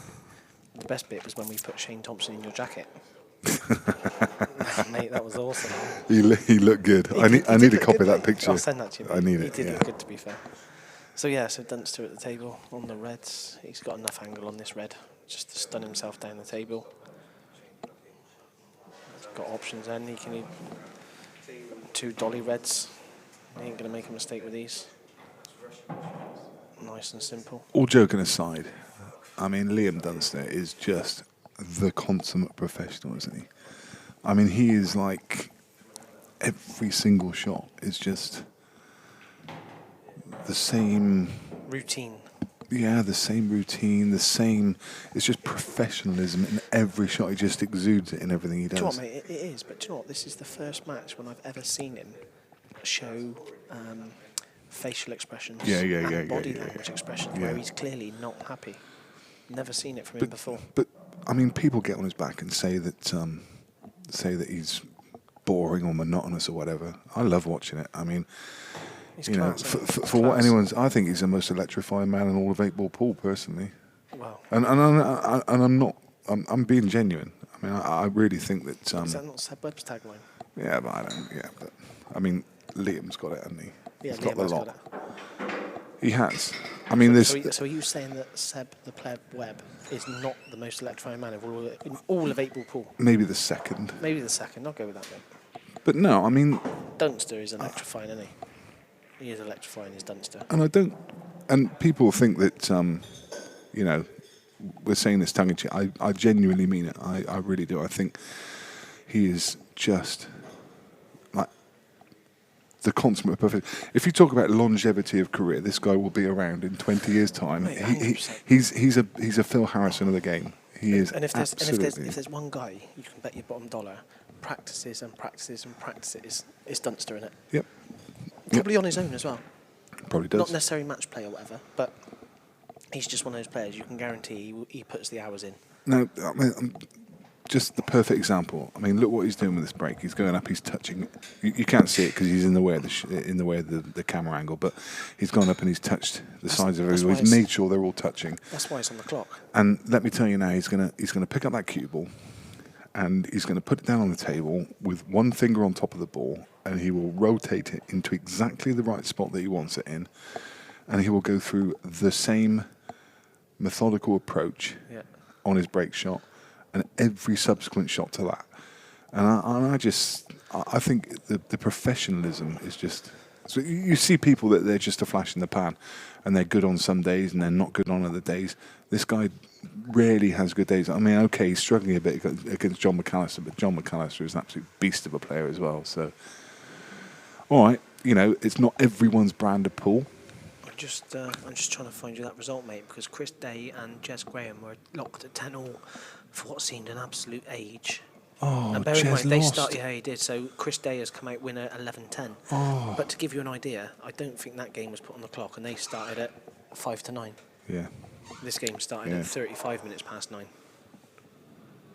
But obviously there's still a lot of gameplay to be played. There is. A lot of gameplay. I mean, it's not. Oh, there you go. There you go. Finger on top of the ball. Gets it right in the right place. Let's just say hello to Charlie Begley, mate. Good evening, Mr. Begley. Yep.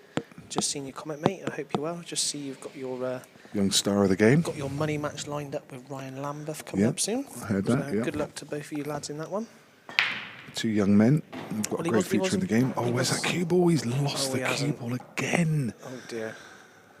And you can't see his facial expressions, but a big sigh, big intake of breath. Not happy fuming at all. He is fuming. And like I mentioned earlier, obviously with these supreme rules, obviously balling off. So Johnny Mac comes to the table, ball in hand, anywhere behind the line. But what he cannot do, for example, if he wanted to play this red at the top right onto the yellow and pot the yellow, that is not allowed. That would be loss of turn. So the colour he wants to be is what he has to pot by hitting that ball. So if he wants to be a red, he's got to hit and pot a red. If he wants to be a yellow, he's got to hit and pot a yellow. He cannot play a red onto a yellow to get himself on yellows, for example. Marcus Boyle, you got it right. It's Frankie Boyle. Frankie Boyle, that's the guy I was thinking of. That's the one. You know, the one who's Stephen, what's his face, the Scottish lad who looks like him.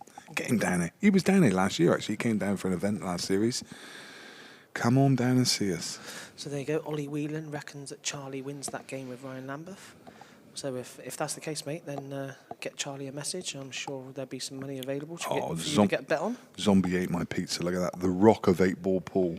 The Rock. Yes. So there we go. Charlie Begley, how did I get on? Mate, I will tell you how I got on against Jack Whelan as shortly as possible. So Jack Whelan beat me 11 frames to 4. He was 8-0 up, and he had not missed a ball, and he dished off every single one of his break. and he was reverse dishing off mine. I made 2 errors in those first 8 frames, and I was 8-0 down. I've then mounted a little comeback. I've broke dished 3 in a row myself. I've lost 11-4. The guy was unbelievable. That's why he's. Oh, sorry, guy. I don't know about you guys at home. There you go. That's what you do. We just put I Nick, just, Nick Finn on I mute. just fell asleep there. Put Nick Finn on mute because that's what he deserves after his antics of the day. I just fell asleep there, just So, listening to well, mate, wait. Penner's bad beat story. Mate, wait until you smell that, mine, because I just dropped one. So you wait until you smell that. Thanks for that. You think you'll smell? You wait for that one to come on. Cheers. You ain't gonna like that bad boy. Appreciate that. So yeah, in a nutshell, mate, he was awesome, and I was massively outclassed. Different gravy. I mean, let's be honest, it's Jack Whelan. It's not, there's never any shame in losing to Jack Whelan. I'll be honest, I was quite shocked you won 4 frames. Mate, but the thing is, though, when you've had to break dish 3 in a row to get 3 of those 4 frames, that tells you the story, doesn't it? The thing is, He's a freak. what you got to remember is, if you were 9-0 down, then you've won the last session 4-2. I was 8-1 down, 8-0 down, I think. 8-0 down. 8-0, 9-1, I think. So if you were 8-0 down, you've won that last session 4-3. So you can take that away from the game. So next time you go and play him, you've got that psychological advantage that you're like 4-3 up on him. To be honest, do you know what the strange thing is, right? When I was basically watching him, because that's all I was doing really, I was watching him, and it was a joy to watch. But, if you've got it on 2 hands, one hand it's a joy to watch it, on the other hand I'm thinking, why are you doing this to me? Piss off.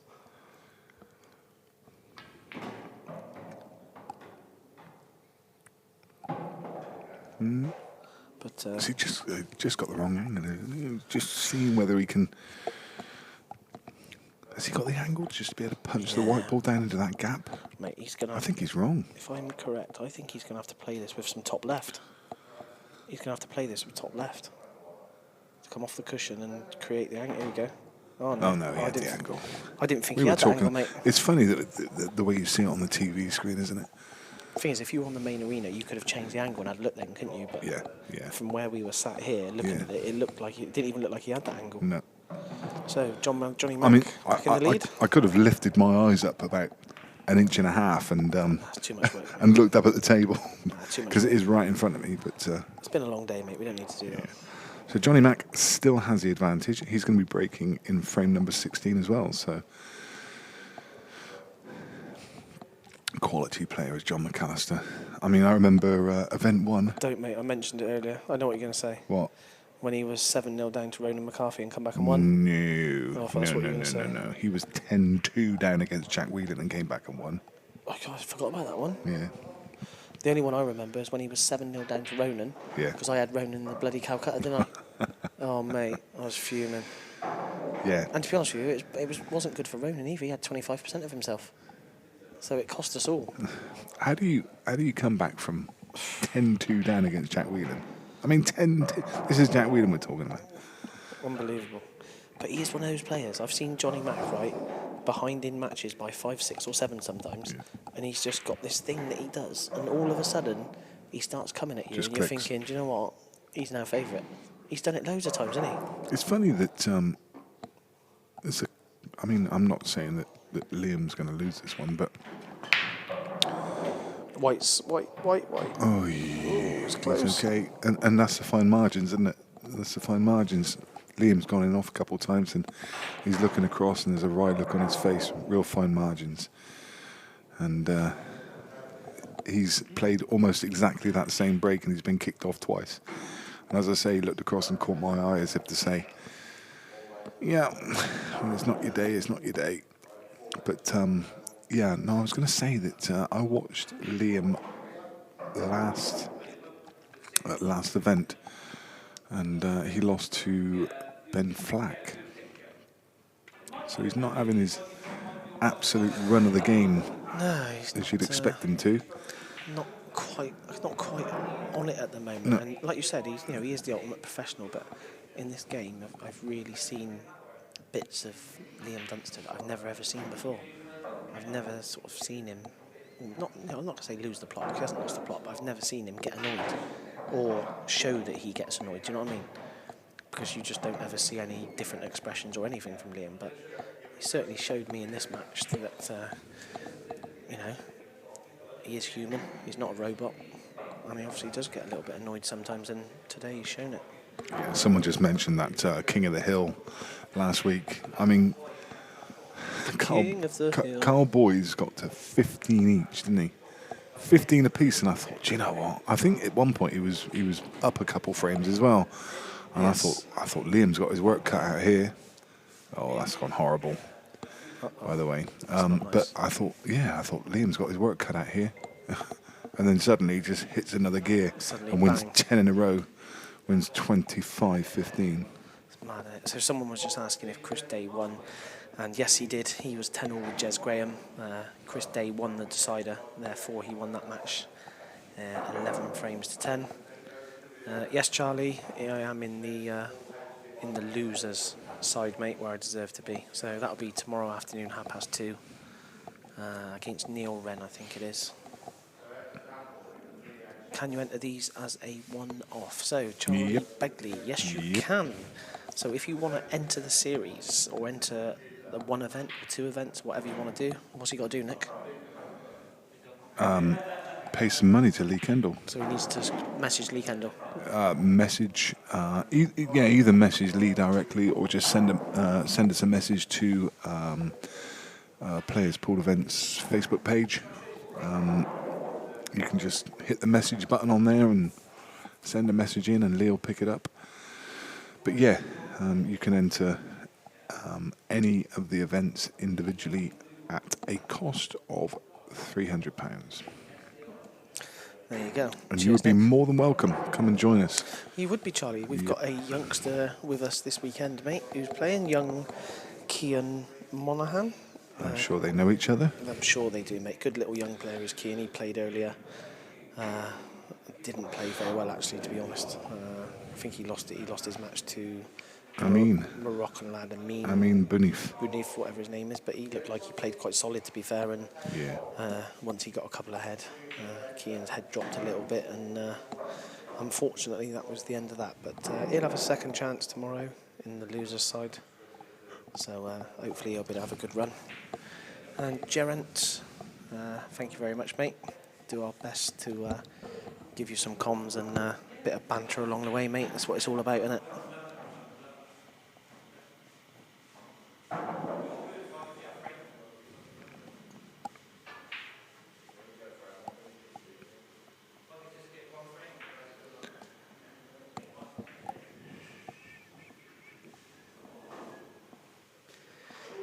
Did Rich Gifford win, guys? Yes, I can answer that one for you. He was playing Ben Tanner, and he did beat Ben Tanner earlier on tonight.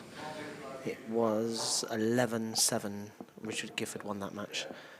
But like I said earlier, if you want to check the results, fixtures, etc. for yourselves, then get yourselves onto qscore.com. And you can see all the scores and everything there. That's it, Charlie. 300 quid will get you in, mate. So either start saving your pocket money or maybe get that money match won, and then you'll be able to enter more than one event. Sounds like a plan, mate.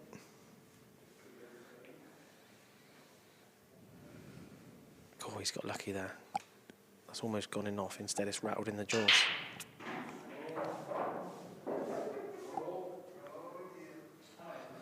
Still quite a way to go in this match yet.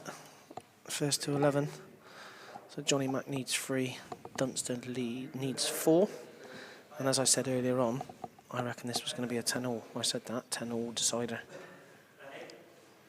Can someone send me a link of all the results? I can't find it anywhere. qscore.com. Yes, qscore.com. If you just go to Google and type in qscore.com Supreme Series or Players Pool Events or anything related to that, this is called the Supreme Masters. I mean, you can basically navigate. You can even just go to qscore.com and then go to the live tab, and you'll see it in there. You'll see the Supreme Masters listed in there. And all you got to do is just find it and have a little look at the draw. So, in response to Skeggsy, are personal sponsors allowed on the Supreme polos that the players wear? Yes. Yes, they are.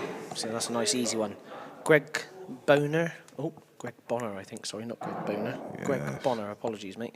Yeah, £300 per event is correct. Or if you want to enter the whole series, which is 4 events plus the grand final, then it's 1,400. It's 1,400 for 5 events, so you get a little bit of a discount. But so if you pay up for the whole series, it basically costs you £100 less. If you want to pay by the event, then there's a small premium, which all gets rolled up and goes into the prize fund for the grand final. Yes, it does. That's essentially what happens. Mr. Begley is asking us a lot of questions here, but he's got another one. Are these all the same? Right, Charlie, so regarding the rules, mate. If you've ever played mini clip pool, they're exactly the same It's rules. pretty much the same rules as you would play on mini clip pool on your mobile Yes. phone. So they are called the Supreme rules, specifically designed for the Supreme series. Every event is now played to Supreme rules. If you've ever played Chinese pool, they're quite similar. If you've ever played American APA rules, I mean, they're basically a version of those 2 sets of rules, which are the most played rules in the world. It's a bit of a mixture, isn't it? Yeah. But obviously, I mean, if you haven't played them before, they are a little bit different. There's if you're used to black ball or world rules, There these are no rules- 2 shots. There are no totals. There are no foul snookers. There are no deliberate fouls or any of that nonsense. That's all gone away. If you foul during open play, then you get ball in hand anywhere on the table, and you get 1 shot. No free There shots. are no 2 shots at any point. No free balls, no free shots. It's just a really, really simplified version of the game, but it's very attacking. The only other major difference between these rules is something called a tactical shot. And when you call a tactical shot, it basically means that in these rules you always have to hit your object ball first. But you are permitted, as long as you hit your object ball first, you can pot your opponent's ball, and then all that means is it's loss of turn. So your opponent, if you've ever seen Chinese 8-ball, then it's basically the same. It's loss of turn. The opponent comes to the table and plays from where the ball lands. Which, if you think of the implications of that, it can have fairly big connotations, because it means that that there's absolutely no point in covering a pocket. What these rules basically do is they reward attacking good play and they punish bad play. So if you miss a ball and it rattles and stays over the pocket, you don't get any reward for it whatsoever, because basically your opponent, if he's got a ball near it, he could just clip off his ball, pot your ball over the pocket, leave you in a snooker, and you have to play from where the cue ball lands. That's essentially... And even then, when you then play from that snooker mind, there's no total. So you can't just play off 2 cushions and tuck in behind your ball. there's You have to there's get no out. total. You have to make a genuine attempt to hit your ball. You have to get out of the snooker. And you have to hit a cushion. hit your ball, and then after you've done that, you still have to hit a cushion like you would normally. So where you see this so attacking is if a player is on a finish and he makes a mistake and he's only got 2 balls left, the chance of him winning that frame is pretty much very, very low indeed. Yeah. Because the other player with 5, 6 or 7 balls on the table can pretty much tie you up in knots. And then as soon as you make the foul, he'll have ball in hand, 1 visit, and unless he makes a major howler or a mistake himself, then you're probably not coming back to the table. Very good rules, very enjoyable. It does take a tiny little bit of getting used to, but great rules. I mean, ultimately, a breaking dish is a breaking dish is a breaking dish. There you go, mate. Craig Brown says class rules. Correct, Craig Brown. They are class rules. People say, oh, why do we need another change? And all the rest of that. These are the most widely played rules anywhere in the world. They say they're played all over China. They're played all over America. They're just a slight change. Yeah, Nick, You can't play jump shots. Here's one for you, Nick. You can explain this one, mate. Jack Boyd, his question is, what's with the glove that some of the players are wearing? Well, So, why is he wearing a glove, mate?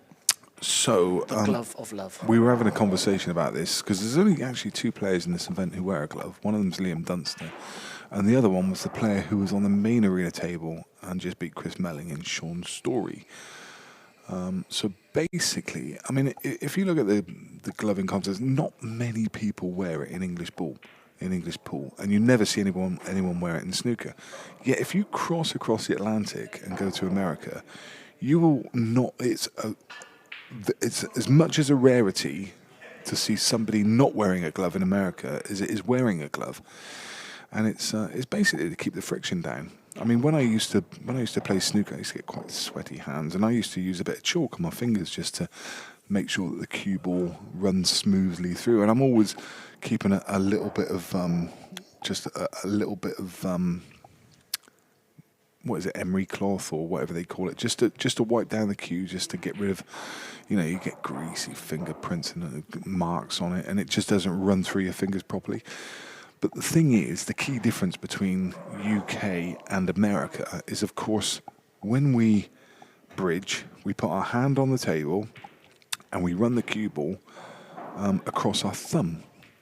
Just in the way that Liam's doing right there. We just run it across our thumb. So there's not that much friction because there's a minimal amount of contact between finger and ball. So there's not particularly a build-up of sweat or anything like that. So the cue tends to run through our fingers. When you're playing American pool, you tend to loop your finger around the ball. So there's a lot more contact of skin on cue. And any kind of sweat or grease or anything around your fingers, and the cue's just not going to run through there. That's why they're widely used in America. Now, some players use them in the UK, possibly because they find that their fingers get a little bit damp and sweaty, and they just want. It's just about that creating the least amount of friction. So that's going to be some kind of silk glove, and the cue ball is going to run beautifully through that. So Aaron, And it's just personal preference. Aaron Ames. Aaron, a mess. Whatever, he is a mess, yeah? Yes. He's asking, do you recommend that he gets a glove to play in? Or do you recommend he just gives up altogether? Well, I haven't actually seen Aaron play. I mean, I definitely think about trying the glove out. I mean, why not? Just give it a go. Aaron, who knows? It might just improve your game. You might even be able to use it in the bedroom.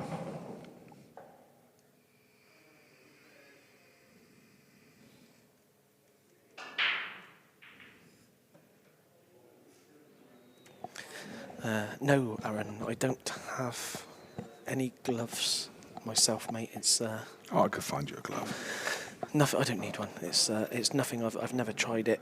I don't tend to find my hands get too sticky, or it doesn't cause me an issue. So it's nothing I've ever tried. If you know anyone who's selling a Q action, though, then I'd be more than interested in buying a Q action. Yeah, he needs to buy one of them. Q action would be great if someone could sell one of those. You'd pay a lot of money for that, wouldn't you? I'd pay a fortune for it, mate. I'd swap me AMG for a Q action. One of the lads was asking, are you? I can't remember who it was. I could probably get his name wrong, but Oisin wants to know if he says, Nick, are you a player? I think he means pool, not a player in the ladies' world, because we know you are. So he's asking, are you a pool player? And he'd also like to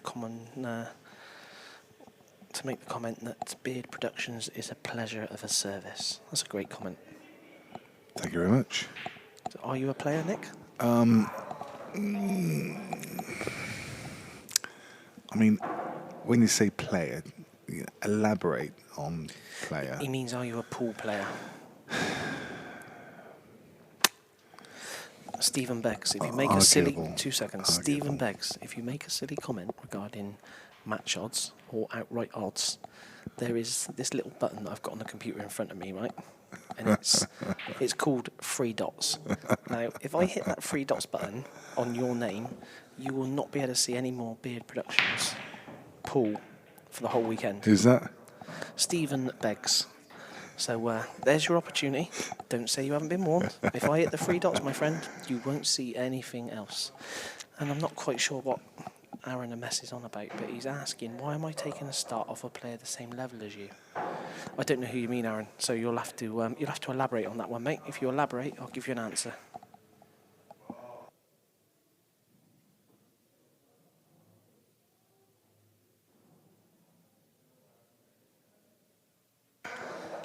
So, you're lucky, Begsy. I have decided. Nick Finn told me to press the 3 dots. However, my friend, I have decided to give you another chance because I think you're a good guy. So you've got another opportunity, all right? There you go, Penners. Nick is a top player who was practicing with Cousins last week. I'm definitely not a top player. Was you practicing with Cousins last week? No. No, oh, he's lying. I was watching him practice. Does that count? I believed him for a minute. Does that count? Yeah, of course it does. Mate, I was watching Jack earlier. I just watched him. So Aaron Amos asked why I'm taking a start off the player the same level of me. So we're waiting to see who he's on about. Who do you think he's on about? I don't know. Who are you? Oh, Lewis Turner. You playing Lewis Turner? Are you? So yeah, I'm playing Lewis Turner on the. You're taking a start off on the 7th of June. I've got a +2 to 21.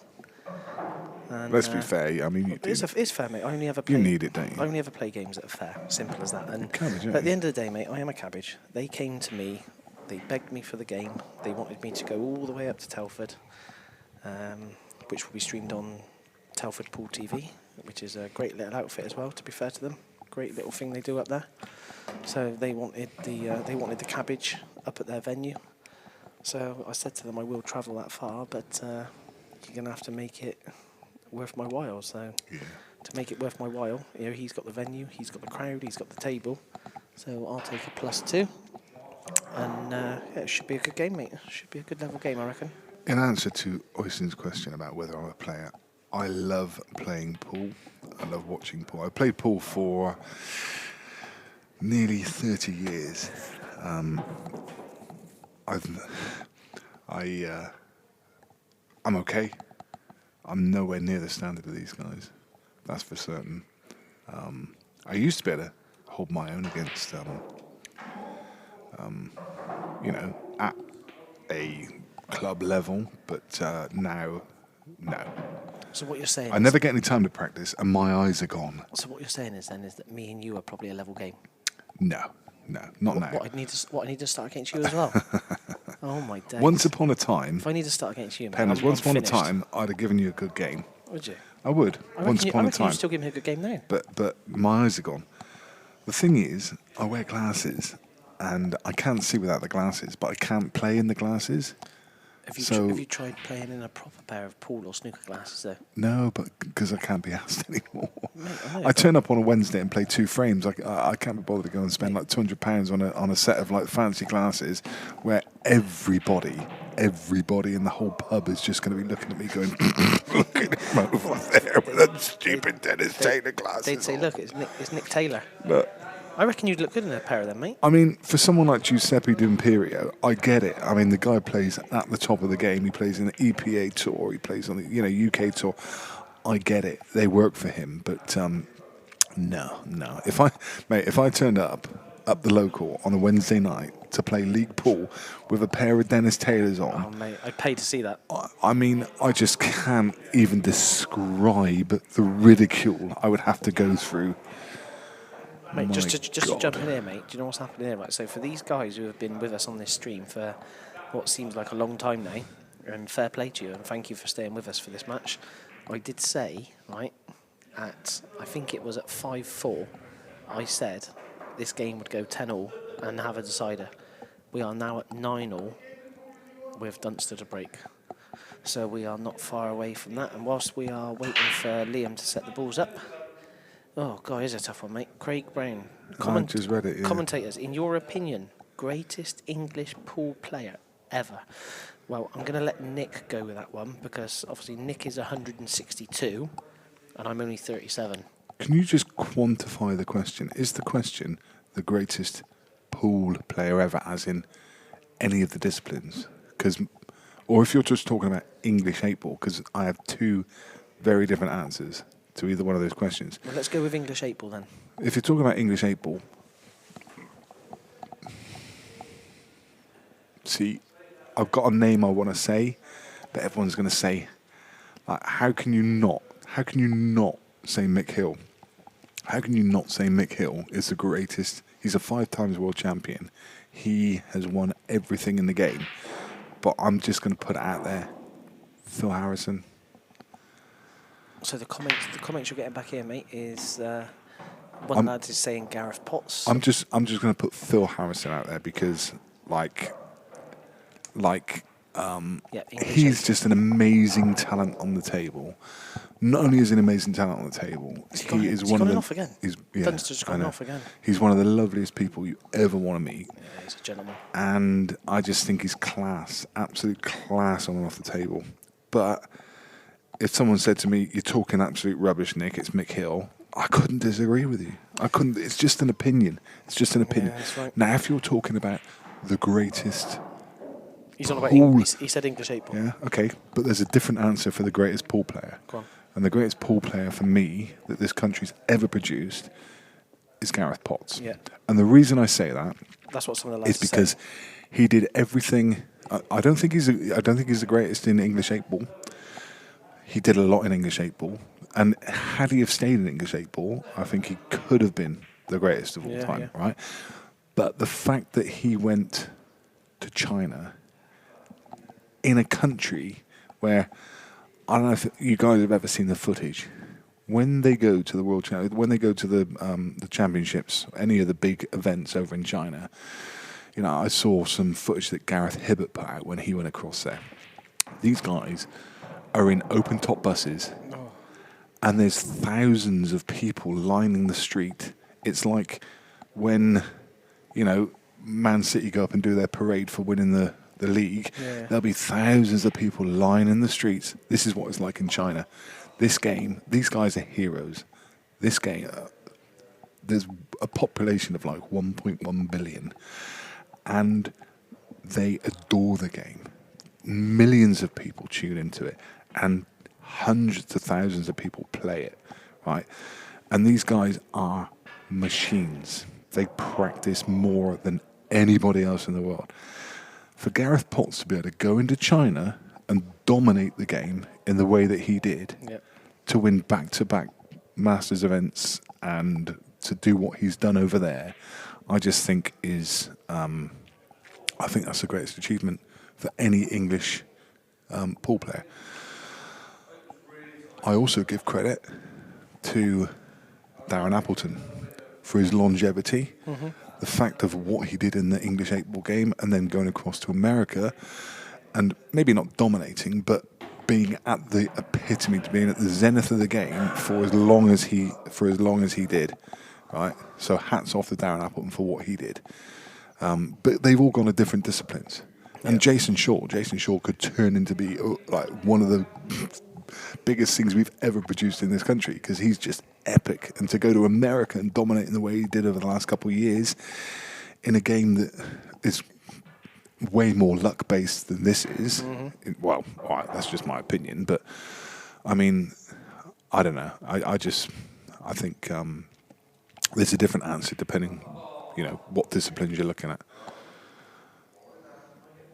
And whilst we've been going but through that, cheers, mate. Whilst it's we've all been going opinions. through that, this frame has already had about 3 twists in it already. This frame, I ain't got a clue who's going to win this frame. The way it's going.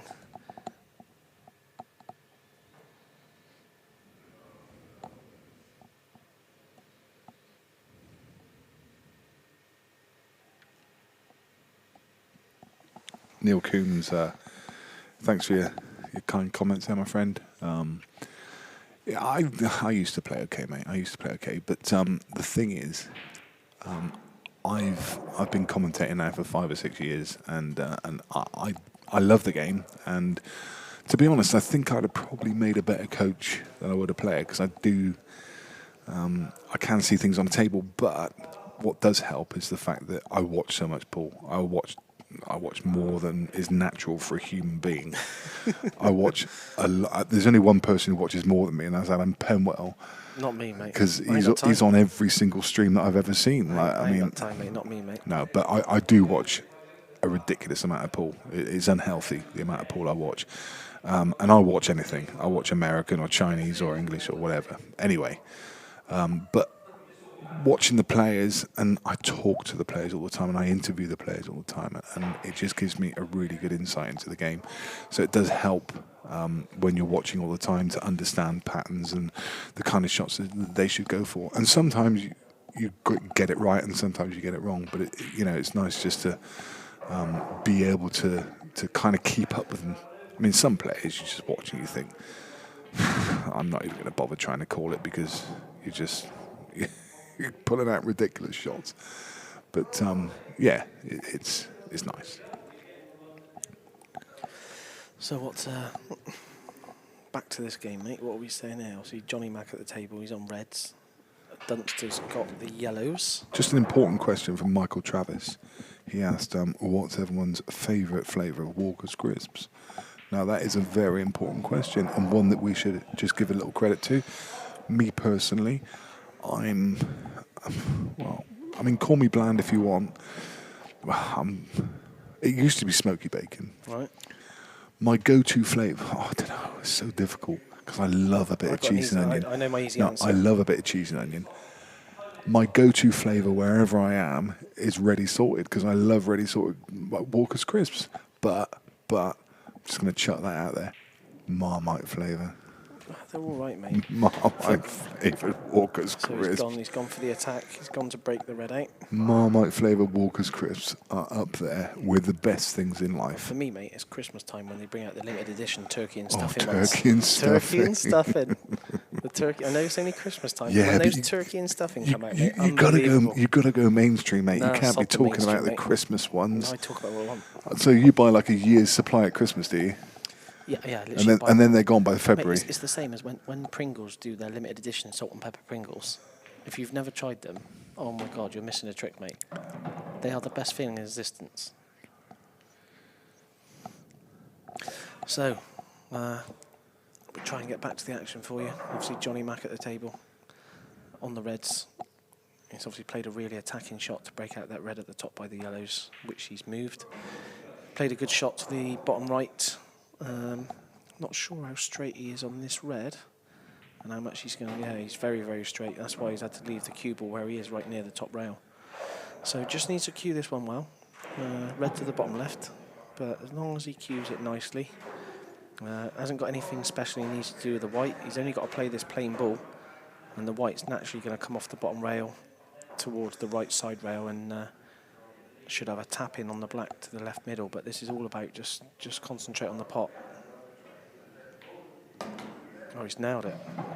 He's absolutely nailed it. I don't know why he's hit it that hard, but if he pots his black to the bottom right bag, then fair play to him. Aaron MS.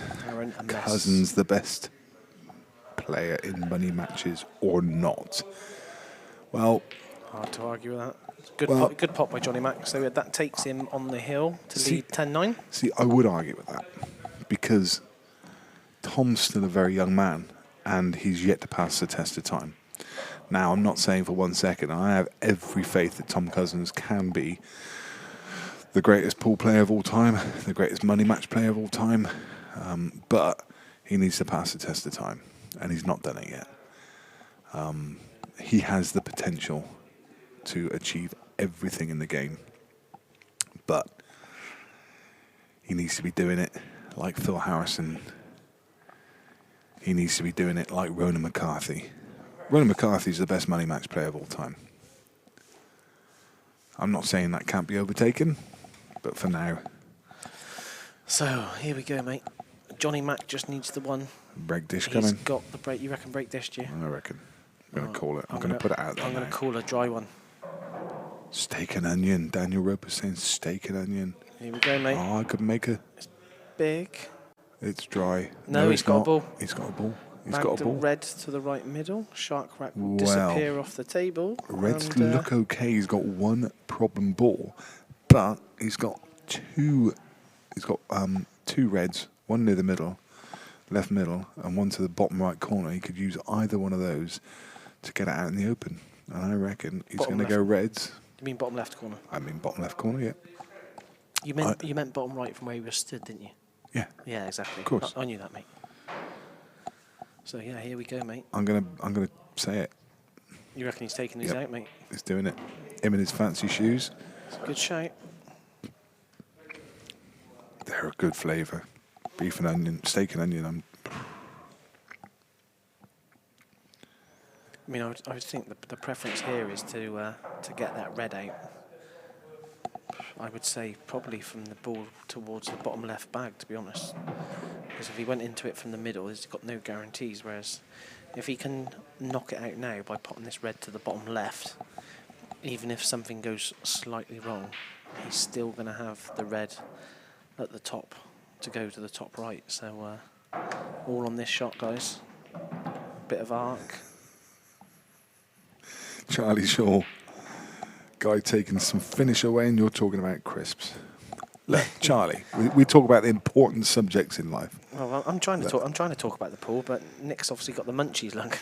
I have now. He's We're got talking the about munchies. talking about crisps. He's been to the toilet. He's had a little puff on something, and now he's got the munchies. No, sir.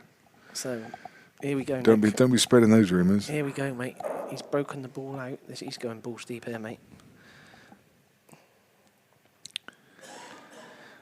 If he's taking this pot just past the middle bag to the top left, then it's pretty much game ball. Here we go, mate. That's what he's going for, Nick. This red to the top left. Hasn't got to hit it too hard. New cloth should slide in for him as well. Oh, rammed it in. Absolutely rammed it in. He's not happy. He's got a wry smile on his face. He's covered. He might have gone a bit too far. Yeah, there. he has, mate. Are you serious? Yep. No way. No, he can't pot it. He didn't need to hit it that hard. No. I mean, he could pot it. Or he could have hit it harder. He could bend it a little bit if he wanted to. I reckon that's close to going, you know.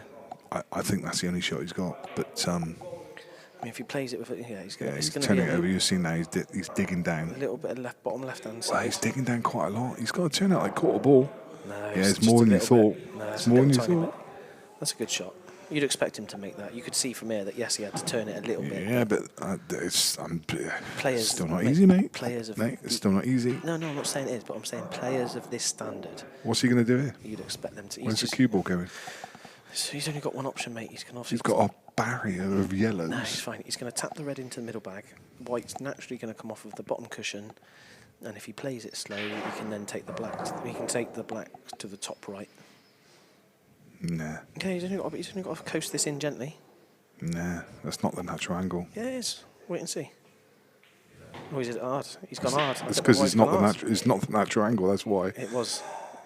Well, I tell you what, he's had a bit of a touch. He's had a touch, but he hasn't at the same time. He's got horrible cueing. This is what you call double jeopardy. This is disgusting. But he's got a shot. He's got a shot. He knows if he sinks this to the top left, then he's going to put Liam Dunster into the loser's side, whilst he progresses to the winners. And here is the shot, guys. I reckon he makes this. Too good a cueist not to get this. Brilliant.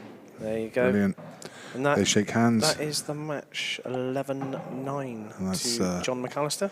And that's the second event in a row that Liam's going to head across to the loser's side early doors. Early doors.